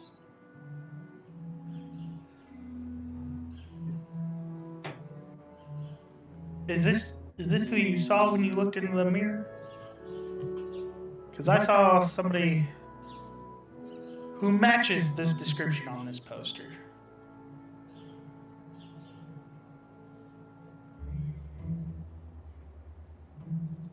She'll look shiftily away and then nod.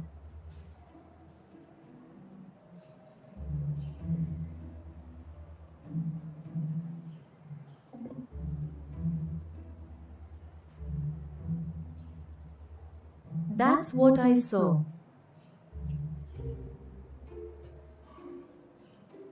What is going on? Where are the other two girls at? Like, we need them. We need to discuss this as a part. Where are they at? Gwai here, you have to stay here. You can't. Your face has to be up, like everywhere. If that's what you're seeing, and I don't know if everybody else is seeing that or if it's just us. I guess the rest of you are gonna have to stay in here. I'll head up with.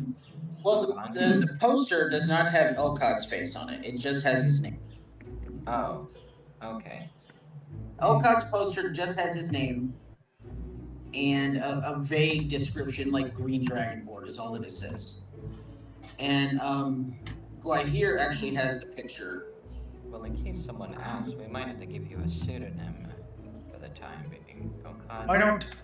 Why don't you go find our two other members? I'll stay here until we can decide all this because they don't know. Like, I don't know what they've discussed, and they don't know if we come up with a name. They won't know what to call me. So it's you go look for them. We'll stay here just in case. Can Vanya come with Okard to find the? Yes, I'll go with him. I'll go with you. Oh, Okard will head out and downstairs and look down there. Okay, so you do not see anybody. Elcott's, give me a perception check. What are you guys doing? Oh, that's. What's wrong? Give it to me with advantage because you got very like heightened senses right now. Because of everything that's going on.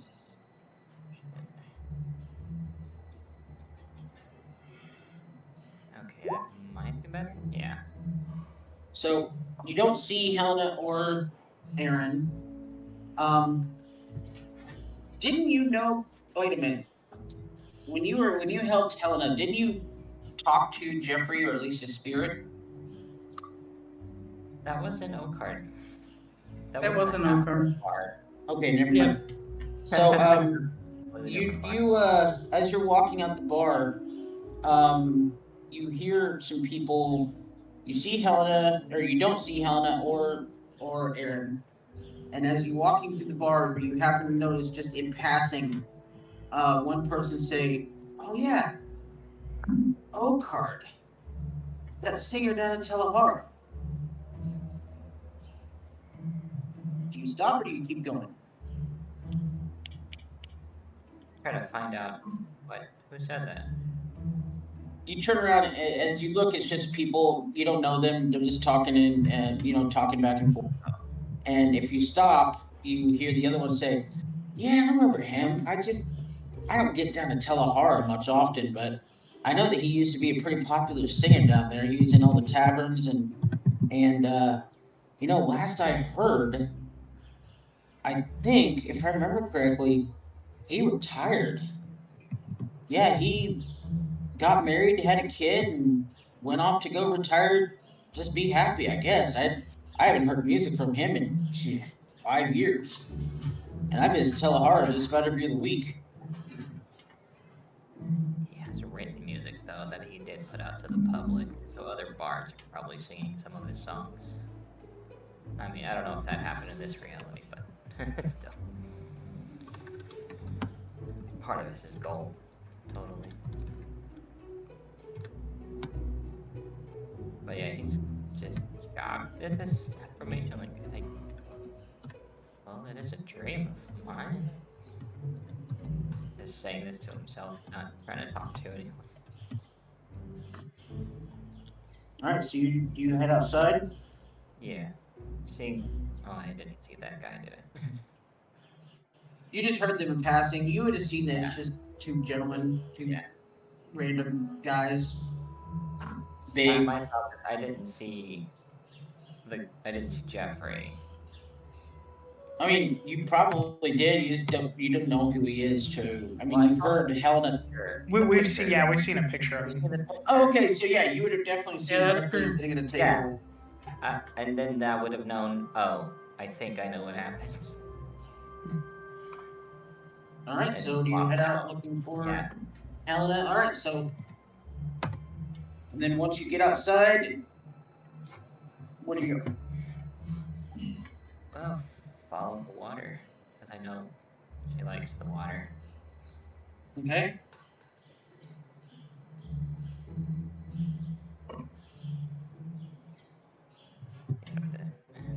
Like that.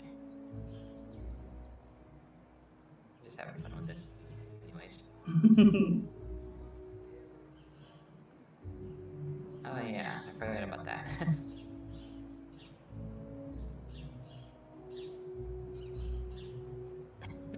So, kind of as you're coming up, you just see Aaron just trying to help Helena calm down by rubbing her back.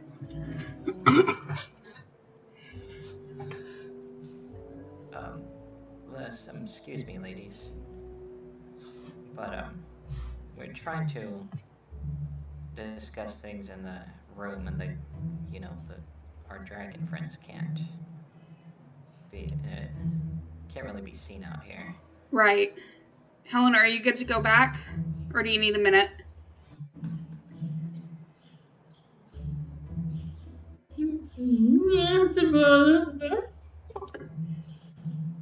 Yeah.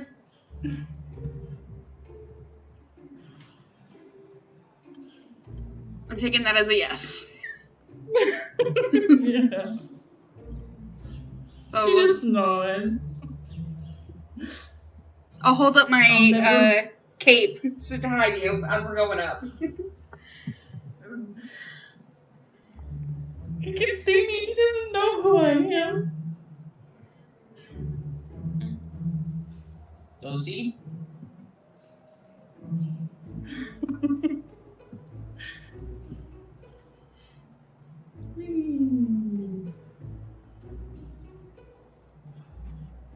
Are you covering her up with the cape? Yep, I'm hiding her. Okay. Because I don't want to see him.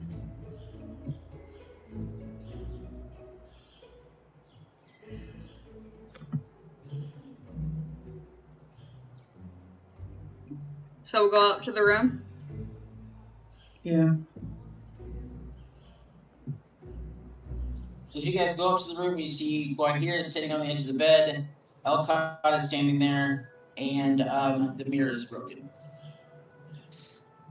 Someone got 7 bad years of luck.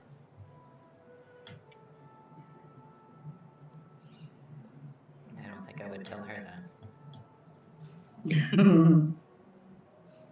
What happened with the mirror? What happened with the mirror? What happened with the mirror? What happened with the mirror? What happened with the mirror?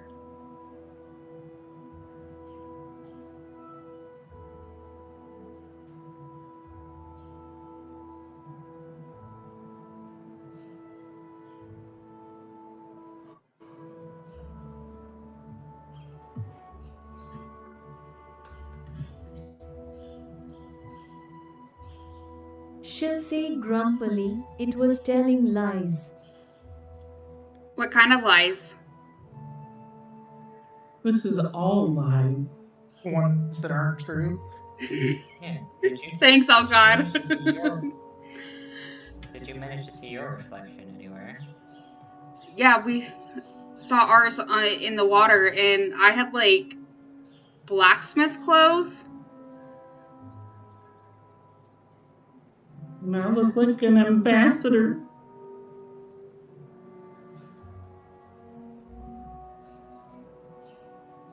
From what I could tell, I think I'm a father. You said that you're a father? Uh, What I could tell. It's very.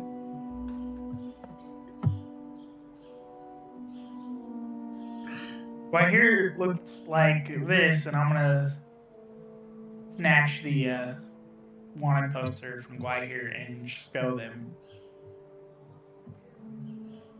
Well, Aaron already knew. 2 million's a lot. What is happening? Oh, That's a good question. We were able to come in good here husband's without. downstairs. This isn't the first time we've traveled through time or different. Well, he's dead, so it'd have to be a completely different place. What do you guys mean that you traveled through time? That's right. You were. Wait, you weren't there. Listen. You were a potted plant. That's. It happened. Apparently, everyone's okay with it. So we're just gonna move past that. So We're gonna just move past that? You guys moved through time? everyone else moved past it. I freaked out, but everybody else was like, yeah, it happened. So I did not. I was freaking out. That's true. I was holding on to Geflin for dear life. Oh, our sweet baby boy. I miss him so much. Yeah, he's back dead. to it. Back to this. Goddamn.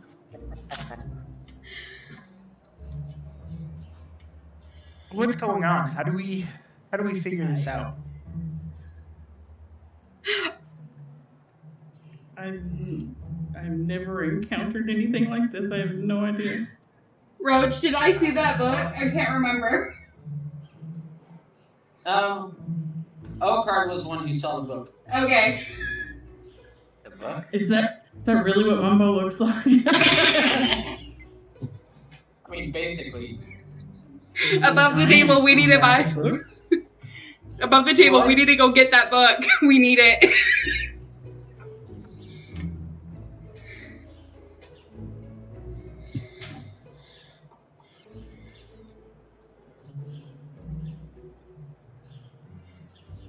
Wait, no.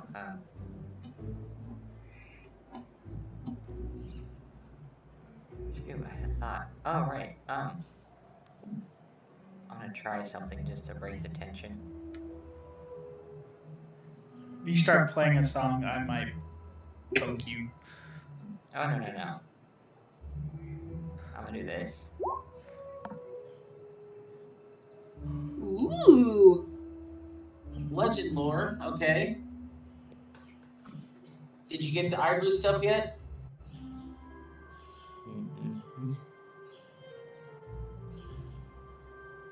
Have none of it. Well, I know I a will- place we I maybe will let it slide this time. Oh, I was about to do the thing.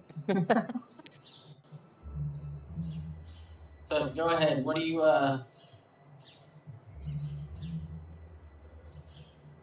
What do you want to know? What did that do again? You're casting legend lore, and I'm gonna let it fly, even though you haven't paid for the components yet. I mean, we could always let it fail. I mean, it's fine. Go ahead.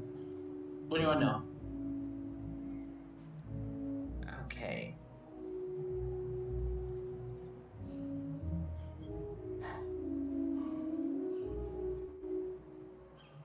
And it should be about where we are too, right? Like the. Well, we know where we are. We. Just tell me what you're asking with Legend Lore. Name a Yeah, famous here. person, place, or object. Oh wow, or place. Oh, that's true.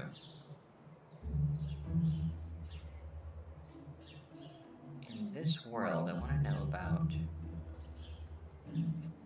What? Help me out, guys. Who should I ask about?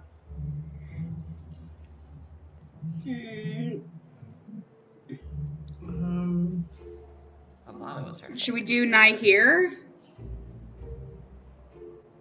I Beard. feel like Glyker could probably tell us a lot about her own mother. That's true. That's true. That's true. But maybe, like, doesn't if seem it's unfamous in a focusing good on way. the world, that, like, Nihir has, like, a $2 million bounty. Bouncy. That's true.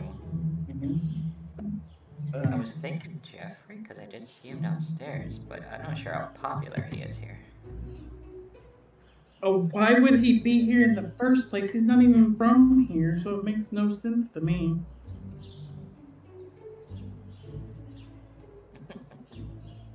Well, you could ask about the place. You could do that and see if we are in fact in where we think we are, That's or true.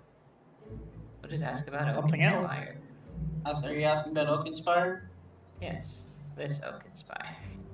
Oakenspire is a town that has been in this area for generations. It was began by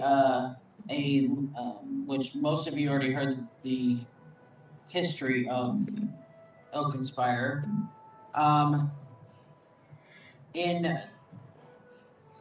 Let's see here. As we go down through the bloodline, we get to a woman named Dis. And she took over as ruler of Oakenspire with her daughter Helena. And lately these days, Dis has been spending most of her time over in the capital city of let's see here. Over in the capital city of Dark-War, and she has because as she grew up, Helena became trained in the ways of an ambassador and trained in the ways of regality, and so she now serves as an ambassador for Oakenspire to the rest of the world.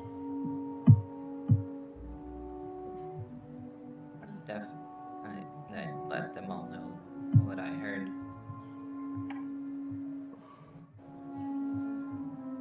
So basically, your mother Dis is ruler in Dark-War. She's the queen, and you, as her son, as her daughter, the princess, are an ambassador. You're primarily based out of Oakenspire, but you travel to other lands as needed. And as most people in this area know, that you were last seen heading out to the Feywild Embassy to garner a agreement with them in peace talks, essentially. There hasn't been really any fighting, but you want to maintain the peace. Yeah. So you visit them frequently. And so my mom is in Darwar right now? Yep, she is in Darwar on the throne, ruling. Make sure she's not in Oakenspire. No.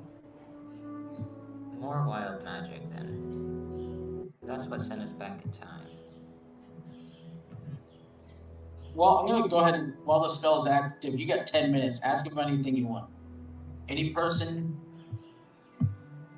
Famous person, place, or object. So these have to be known well. What are they called? The stones. The Chaos Stones? Yeah. They are not, they are very rare. Ages and ages ago, there were some meteors that fell that are spoken of in lore, like over a couple hundred years ago. Very few stones remain from that time. They had either been banished or gotten rid of by other means. They were typically known as anathema just because of their chaotic nature, because you never knew if it was going to be good or bad what happened with them. And it became too unpredictable to use. So most of them have gone away. There's very few people that study the stones. There is one man, a dwarf, who believes that they are gateways to other realities, and he continues talking about. Most people just think of him as kind of a harmless hermit, but he keeps. He's an old dwarf. He's an harmless eccentric who keeps rambling about the echoes, or the ones in our dreams, and talks about other realities. And he is the last time anyone heard from him, he was in a like basically a shack way up in the Kamchatka Peaks, north of Ryubia. So I'm gonna move back to the map, and Let's say, isn't that he is way up in this area. to say what is it, Mumbo from up there? Yeah. Yeah, Mumbo is up near Belto, but Aaron is from here, and way up north in here is where the dwarf lives. He's pretty much the only person who studies the stones now, because they've been, for the most part, extinct for a while. Can you ping it one more time? Yep. Gotcha. Gotcha. Okay. So yeah, way up north. Yep, north of Rubia and the Kamchatka Peaks. That's quite a trip. Yeah, it is. So we're talking, let's see here, if we go by the normal thing, so from Oakenspire, we'll go ahead and show you the map for this. Oh, it's already on the map. So from Oakenspire to Steelhearth, that's a month travel right there. Mm-hmm. And then if we move up to, let's see here, so that's a month. That's 3 days, and then you want to go up to the pass is 10 days. Through the pass is 8. If Aaron wants to visit home, that's going to be about a 5-day travel south. Otherwise, you're looking at another week. So 30, 10, 7, you're looking at about almost 2 months journey to get up to where the dwarf lives.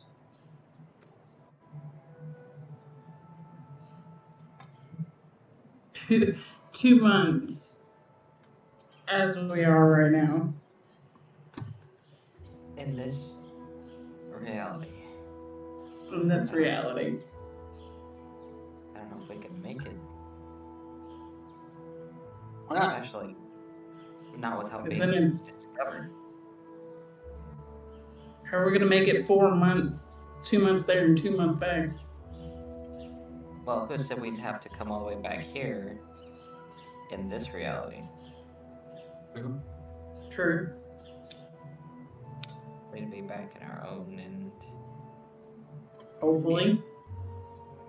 hopefully would be an easier journey.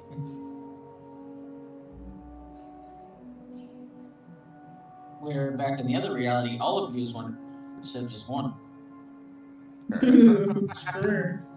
I'm very retired. To be fair, 2 of us are wanted here. Well, one for murder. You're not. Elcott's not wanted for murder. He's more wanted for eco-terrorism. Yeah, he's got a Still small saying. It Just could saying, develop too into many- murder. You don't know. 2 million is a lot. Yeah. I mean, it is a lot of gold. By boat? Oh, it would be even longer by boat. Are you kidding? Yeah, it would be way No. longer. Oh, and Yeah. boat is faster travel speed than a cart and a horse. I'm sorry, but you'd still have to. I'm sorry. You'd still have to go down around the Withered Basin, around the Feywild Embassy, around the Wisps, to go all Would the you way have to around. do that? There's rivers all the way there. Would it fit in the rivers though? Yes, because it Full can do size 3 boat. different sizes. Yeah, but It the doesn't always have to be a smaller full size boat. Yeah, but the medium size will not fit all of your party members, including Exactly. the sleeping giant. yeah, that's the Wait, do issue. you have a sleeping giant? A small ship would not, but the medium definitely would, because it still has a sail. Your face has a sail. Alright, so you'd have to get, if we went water, we're gonna go back to the world map. You'd have to go overland at least a little bit. You'd have to go straight up to here. So that's, let's see here, 5 days, 6 days, so that's 11. And On then, the other side. right, but there's no lake, there's no waterways that connect this to this.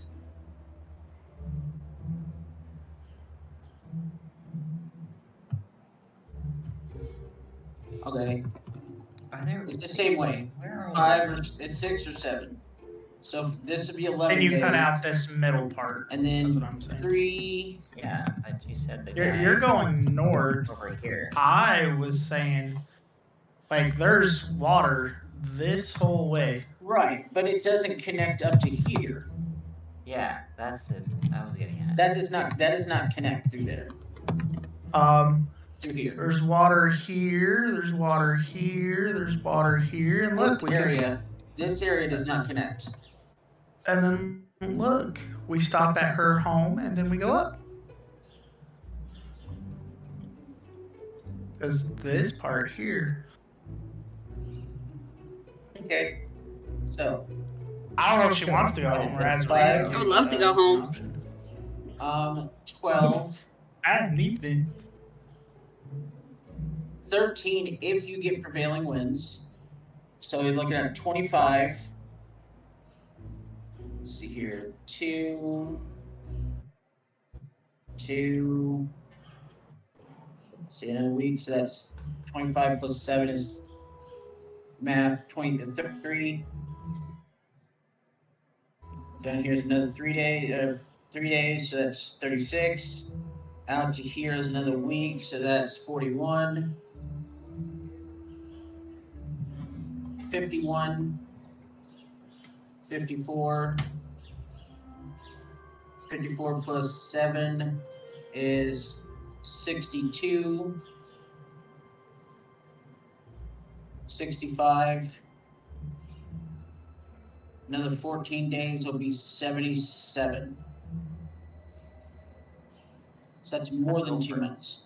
That's even. If you use that measurement, again, boat speed is quicker, plus it has oars, and there's always a way to move it. If you get prevailing winds.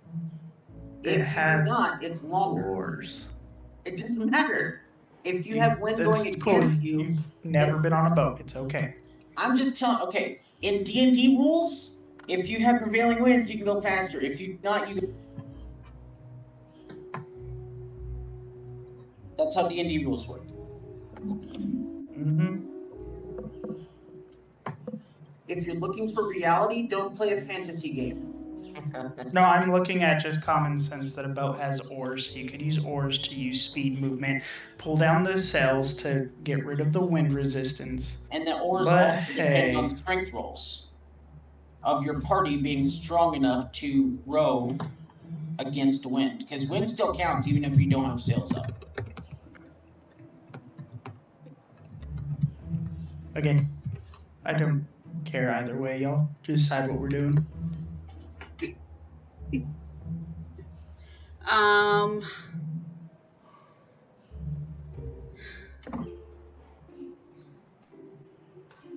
So it's basically going to take us about 2 months regardless, whatever way that we do it, right? Anyway. Mm-hmm.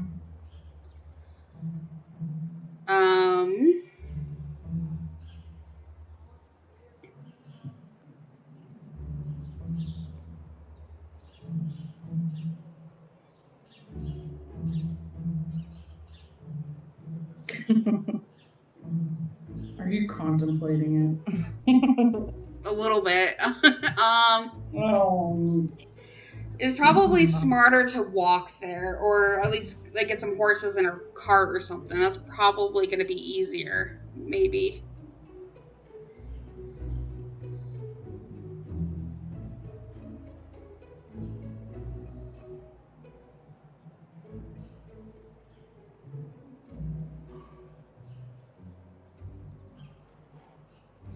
How did we get here? How did we... Wild magic. Those Is the stones funny always s- do wild magic. Is the funny feeling still here? Yeah.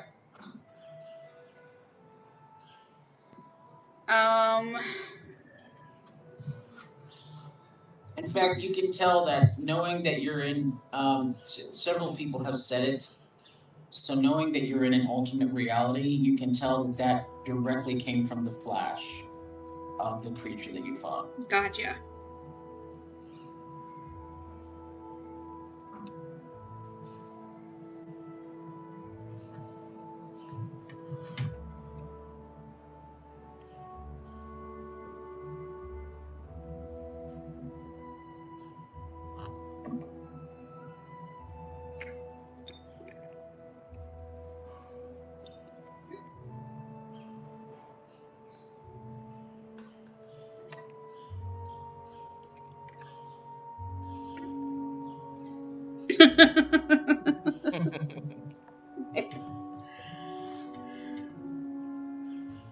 I mean, it could be Mitch. Yeah, sometimes it's pretty good.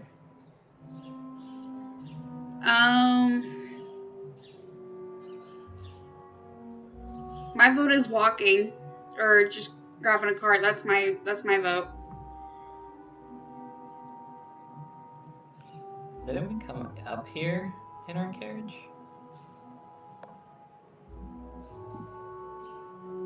Yeah, Yeah.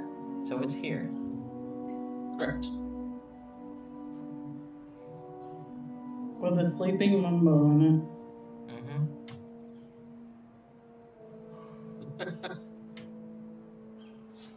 He's got no idea what happened. it. That I he's didn't think. I didn't even a think about famous book writer, yeah. I mean, at the very least, we know we won't have to worry about people angry at him, as far as we know. No, but we just got two Yeah. Dragonborn that people are angry at. Stinky. Sleeping Brother. No stinky brothers. No stinky brothers. No stinky brothers. Yeah, I wonder if it has to do with the stone. I really do. Pretty sure that it was I just the mean, we've had lots monster. of experience with them. We've seen what happened when Robin had one. And you've apparently seen more from what you told us.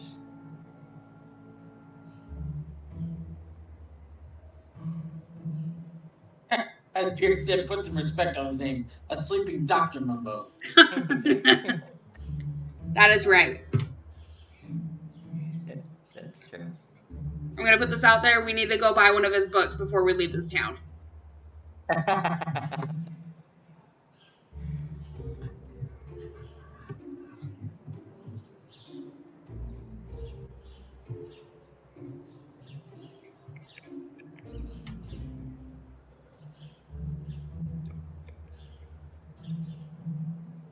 So are we just kind of debating on what path to take, or what we need to do right now? I'm wondering if that's the answer. Do we go talk to the old hermit? Well, we need to get back, right? It's our first priority. The journey's so long. Yeah.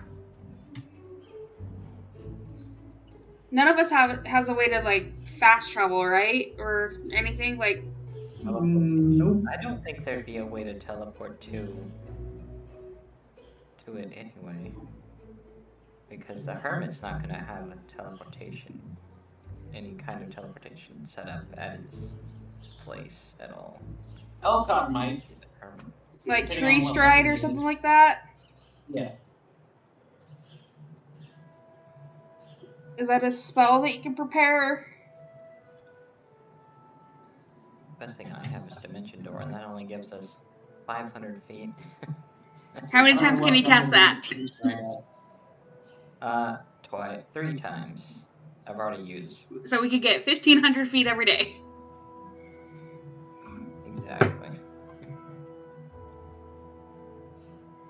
But then again, I can only bring one other person with me. So Oh, that's it true. wouldn't help very well.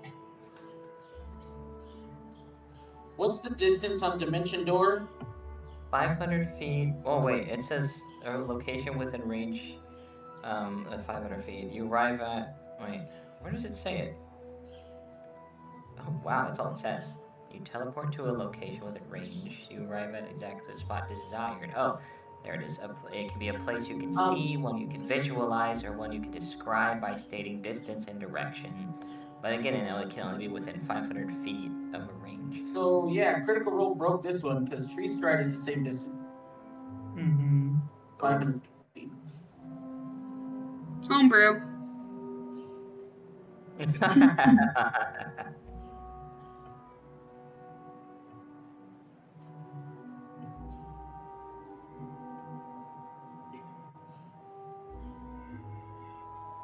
If you could figure out what your people would be like here, Aaron, do you think that they would have any way to teleport to their place, to the city you're from? Actually, you know what? Let me cast Sending to my brother and figure out what's going on over there. There's an interesting idea. Alright,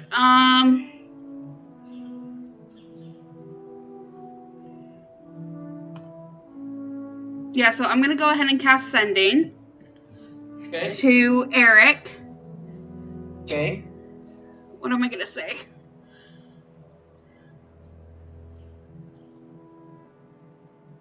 Eric.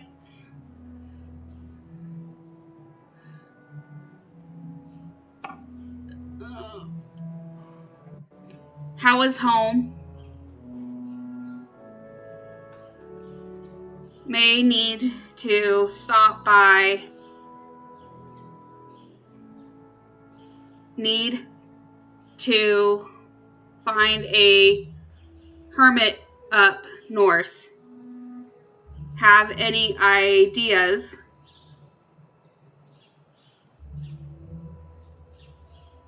Can anyone teleport us there? How many words is it supposed to be? 25? 25. I did it on my fingers. Alright, so it's a bit of a pause.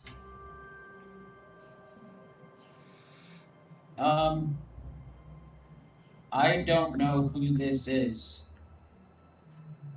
I just saw my sister 10 minutes ago in the forge. Who is this? Uh-oh. Aaron just says, uh-oh.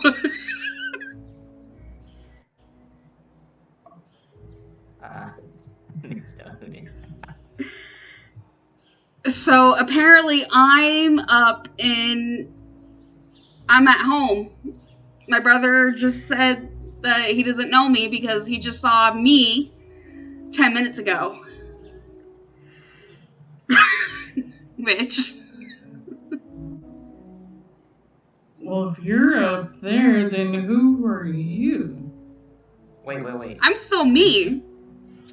Wait. Did you send a message to yourself? I cast Sending. Yeah, she sent it to Aaron's brother. I'm casting. Aaron's brother of this world. I'm gonna cast Sending again, but I'm gonna do it to this Aaron. Alright. Okay. What are you gonna say? This is a good question, huh? I'm so excited. Trying to figure out. Because In this universe, I'm not even married to my husband, so we don't even know each other probably. I mean, in the other world, you're not married to him either. He's Rude. so then you're not married to him. My bad. You're married even in death. No, it's called being a widow. Hi, me. Tell me about yourself. Tell me about myself. Hi, me. Tell me about me. What do I want to say? Meet yourself. Well, I don't want to metagame, so I'm gonna be quiet. I don't even want to meet my husband here. Aaron, I need help. A group of adventurers needs to go up north.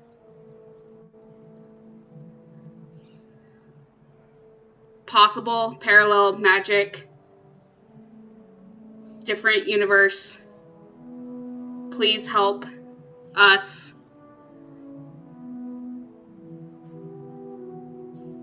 Tyr walks with us.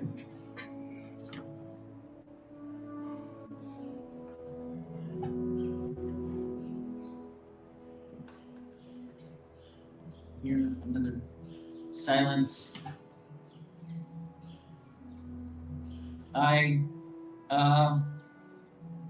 What? Who is this?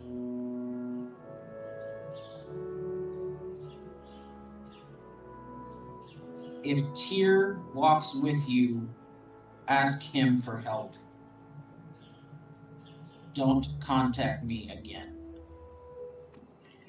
I'm gonna use my last third level slot and send it again To who? to Aaron. Go ahead.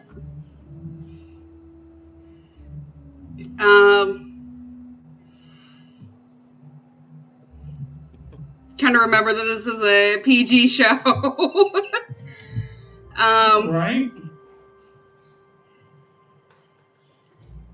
Aaron, please help. It's us. Aaron. Is that it? No, hold on. I'm thinking. Okay. I have my fingers up in front of me. So far I've got please help us, Aaron. No, I'm thinking I've got my fingers up in Rude. I'm just messing with you. Parallel universe magic.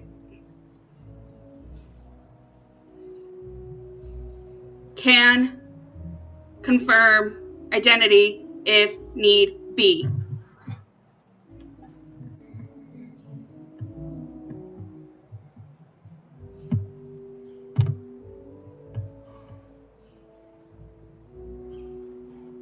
That it? Yes, that's it. We get no response.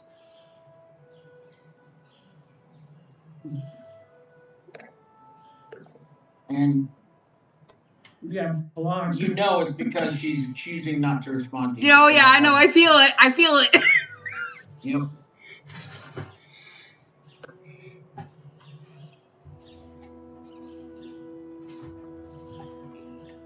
All right. Well, that was a bust. What you're looking for is on service at this time. Erin sends a very explicit mental message to herself that she's not going to say on air.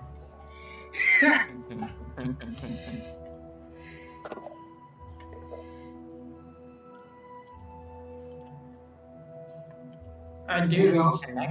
Wait, but it doesn't connect to anyone. It connects to the last person who had it was some bum. Some drunk. Inspired, yeah.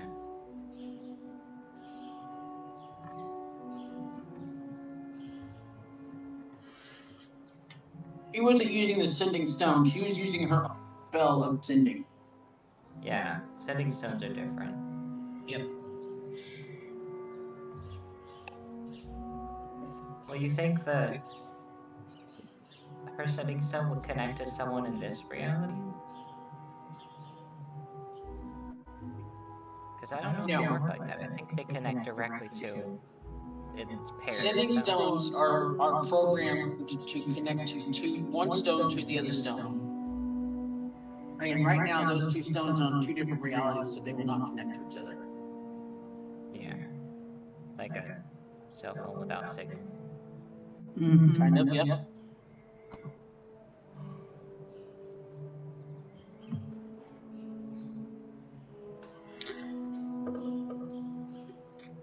Alright, I have a very bad idea that I kind of want to test out. Are you gonna do it? Yeah, I'm gonna do it. Alright, what are you gonna do? I'm gonna cast Banishment on myself to try to see if I pop up in the other universe for a minute. Okay. Hold on a second. However, I'm pretty sure that Yeah. the 24 rules may have changed it. Ah. Yeah. To another plane of existence. Uh-huh. Alright. Give me, are you gonna, so first of all, are you going to cast it? No, Yes. or- Okay. Give me a charisma saving throw. If I'm casting it on myself, do I get a... Like, I'm not trying to fight it. Fail? Yeah, choose to fail. Or what? Is that possible, Roach? Just a second. Pudge, that's what it's called.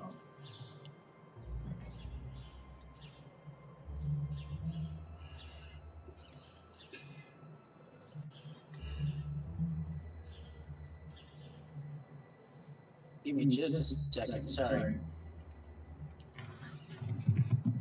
He's looking up the odds of how dumb this is. Right?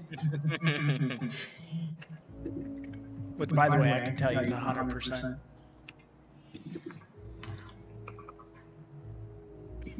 Listen, I said what I said, Aaron. Alright? Yeah, and I agree with you.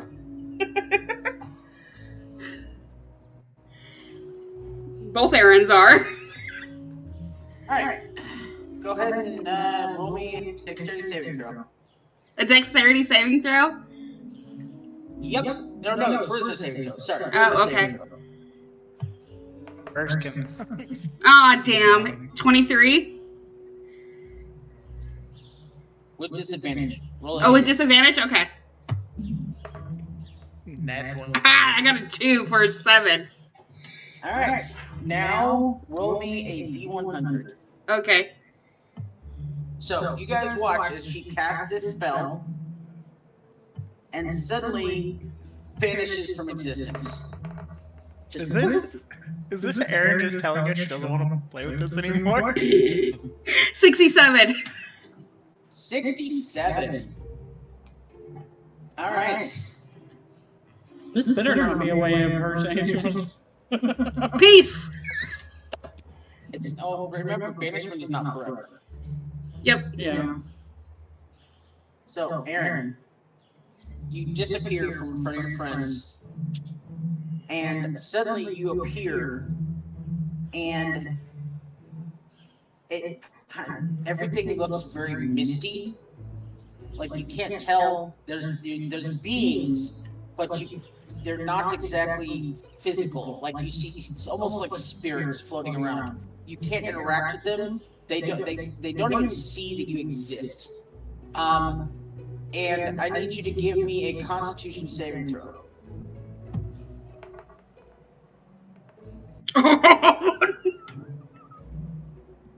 Not one. Oh no. All right. You got a minute, and you're suffocating. Oh, no. Can I try to figure out where I am while I'm gasping for air? Every 30 seconds, I'm gonna have you make another con. I'm gonna have you roll a d20. So Okay. roll a d20. Just roll a flat d20. Yeah. Oh my goodness. Well, Because I think I saw there's like a rule for holding your breath as like your con modifier. hey, roll a Constitution saving throw. Okay, I rolled an 8 for that 20. Okay. And then I got a 15 for my con save. You're able to hold your breath for a little bit, and suddenly, before you realize what's happened, you poof back into existence where you were, and you take big, deep breaths. And because of the fact that everything was like spirit, and the colors that you saw and everything, you could tell that you were in the ethereal plane. Okay. So it still took you to this reality. It just took you to the ethereal plane. Okay.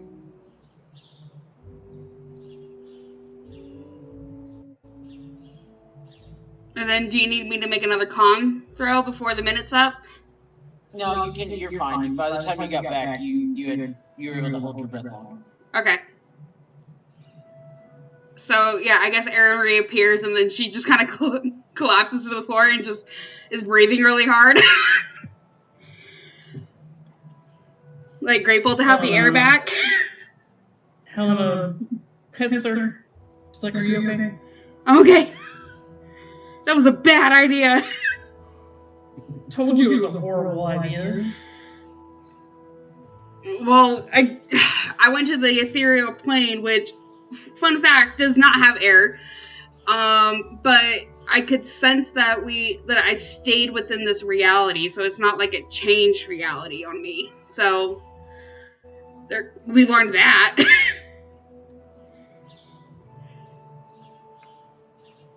Which was so helpful. I thought it was just so helpful. you know, just so you know, if you had rolled between a 79 to an 82, that was the material plane, and it would have put you into a parallel version, but not the one you came from. Oh, okay. In that one, you are a renegade, former Valkyrie, but you murder other Valkyries. Oh no. Oh, you're wanted in that one. You're wanted in now, yeah. Can we go visit that one real quick? Yeah, you're a war criminal, actually. In that one. Nice. So it looks like we don't have a choice but to go and find this guy. Yeah.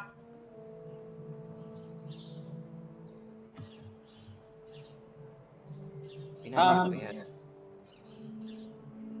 could find some transportation. Well, it's gonna take us a minute before we can even like get to a body of water, right? So I think we can probably at least start heading up there.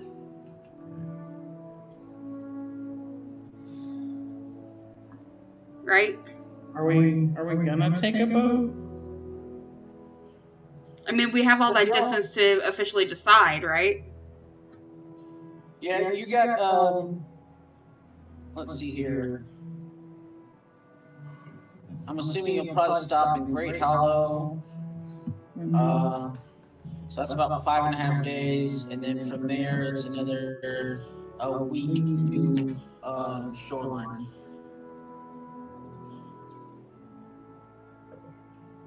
The one who learned to sail a boat votes for the boat.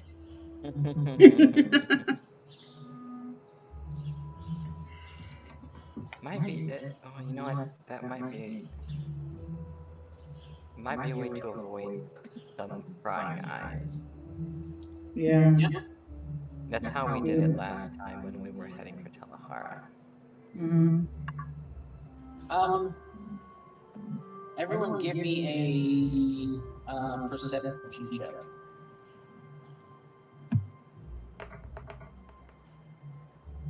$27. I'm just You notice There is now a wispy figure floating around you, Aaron. Does anybody else see that? Yeah, they can all see it. They can all see it. It's just not me not having oxygen. They can all see it.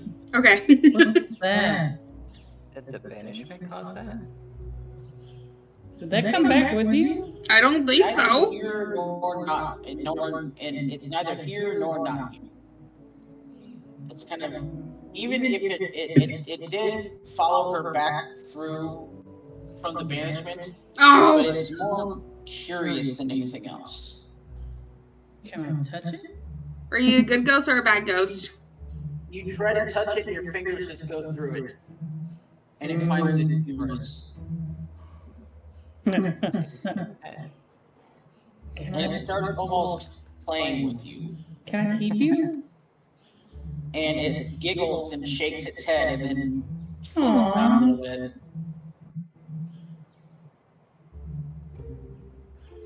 Do you know what happened to us? Nods its head. You do? Nods its head. Helena, this is our new son. Hello, new Shakes son. his head. No. Oh, come Shakes his head on. no. But you're very cute. He does that little thing where he raises his shoulders and puts his finger in his chin like, no. If he could blush, he would. Can we keep him? He shook his head. No, we can't keep him. Guys, I think the banishment was worth it. Can you help us? Shrugs. He shrugs. Don't know. You know who can help us? And he nods and he points in the direction where you guys are already going. To the door, towards the Kamchatka Mountains. So I guess that's where we're going. Yep.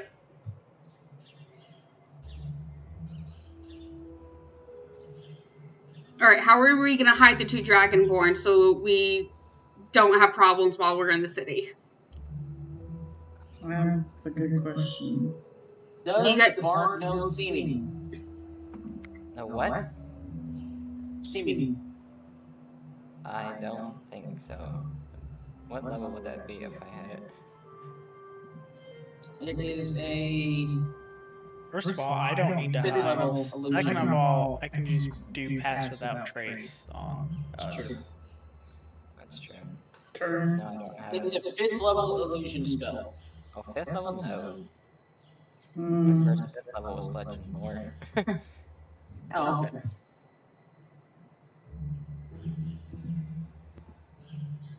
Do you guys have a way to disguise yourself outside of just sneaking around? I don't need to disguise myself. There's no picture. Nobody knows I me, am- so Well, if I... Just don't say my name. I have a disguise kit. Do I? Oh god.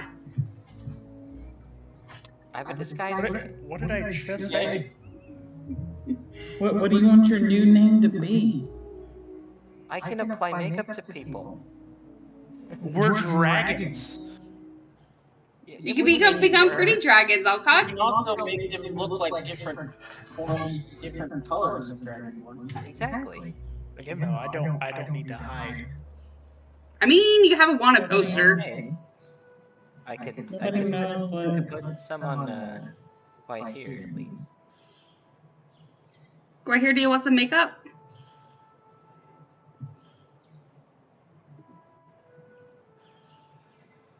And with a plan in place and the idea of putting makeup on a Dragonborn, that's where we're going to go ahead and close the book for tonight. And congratulations.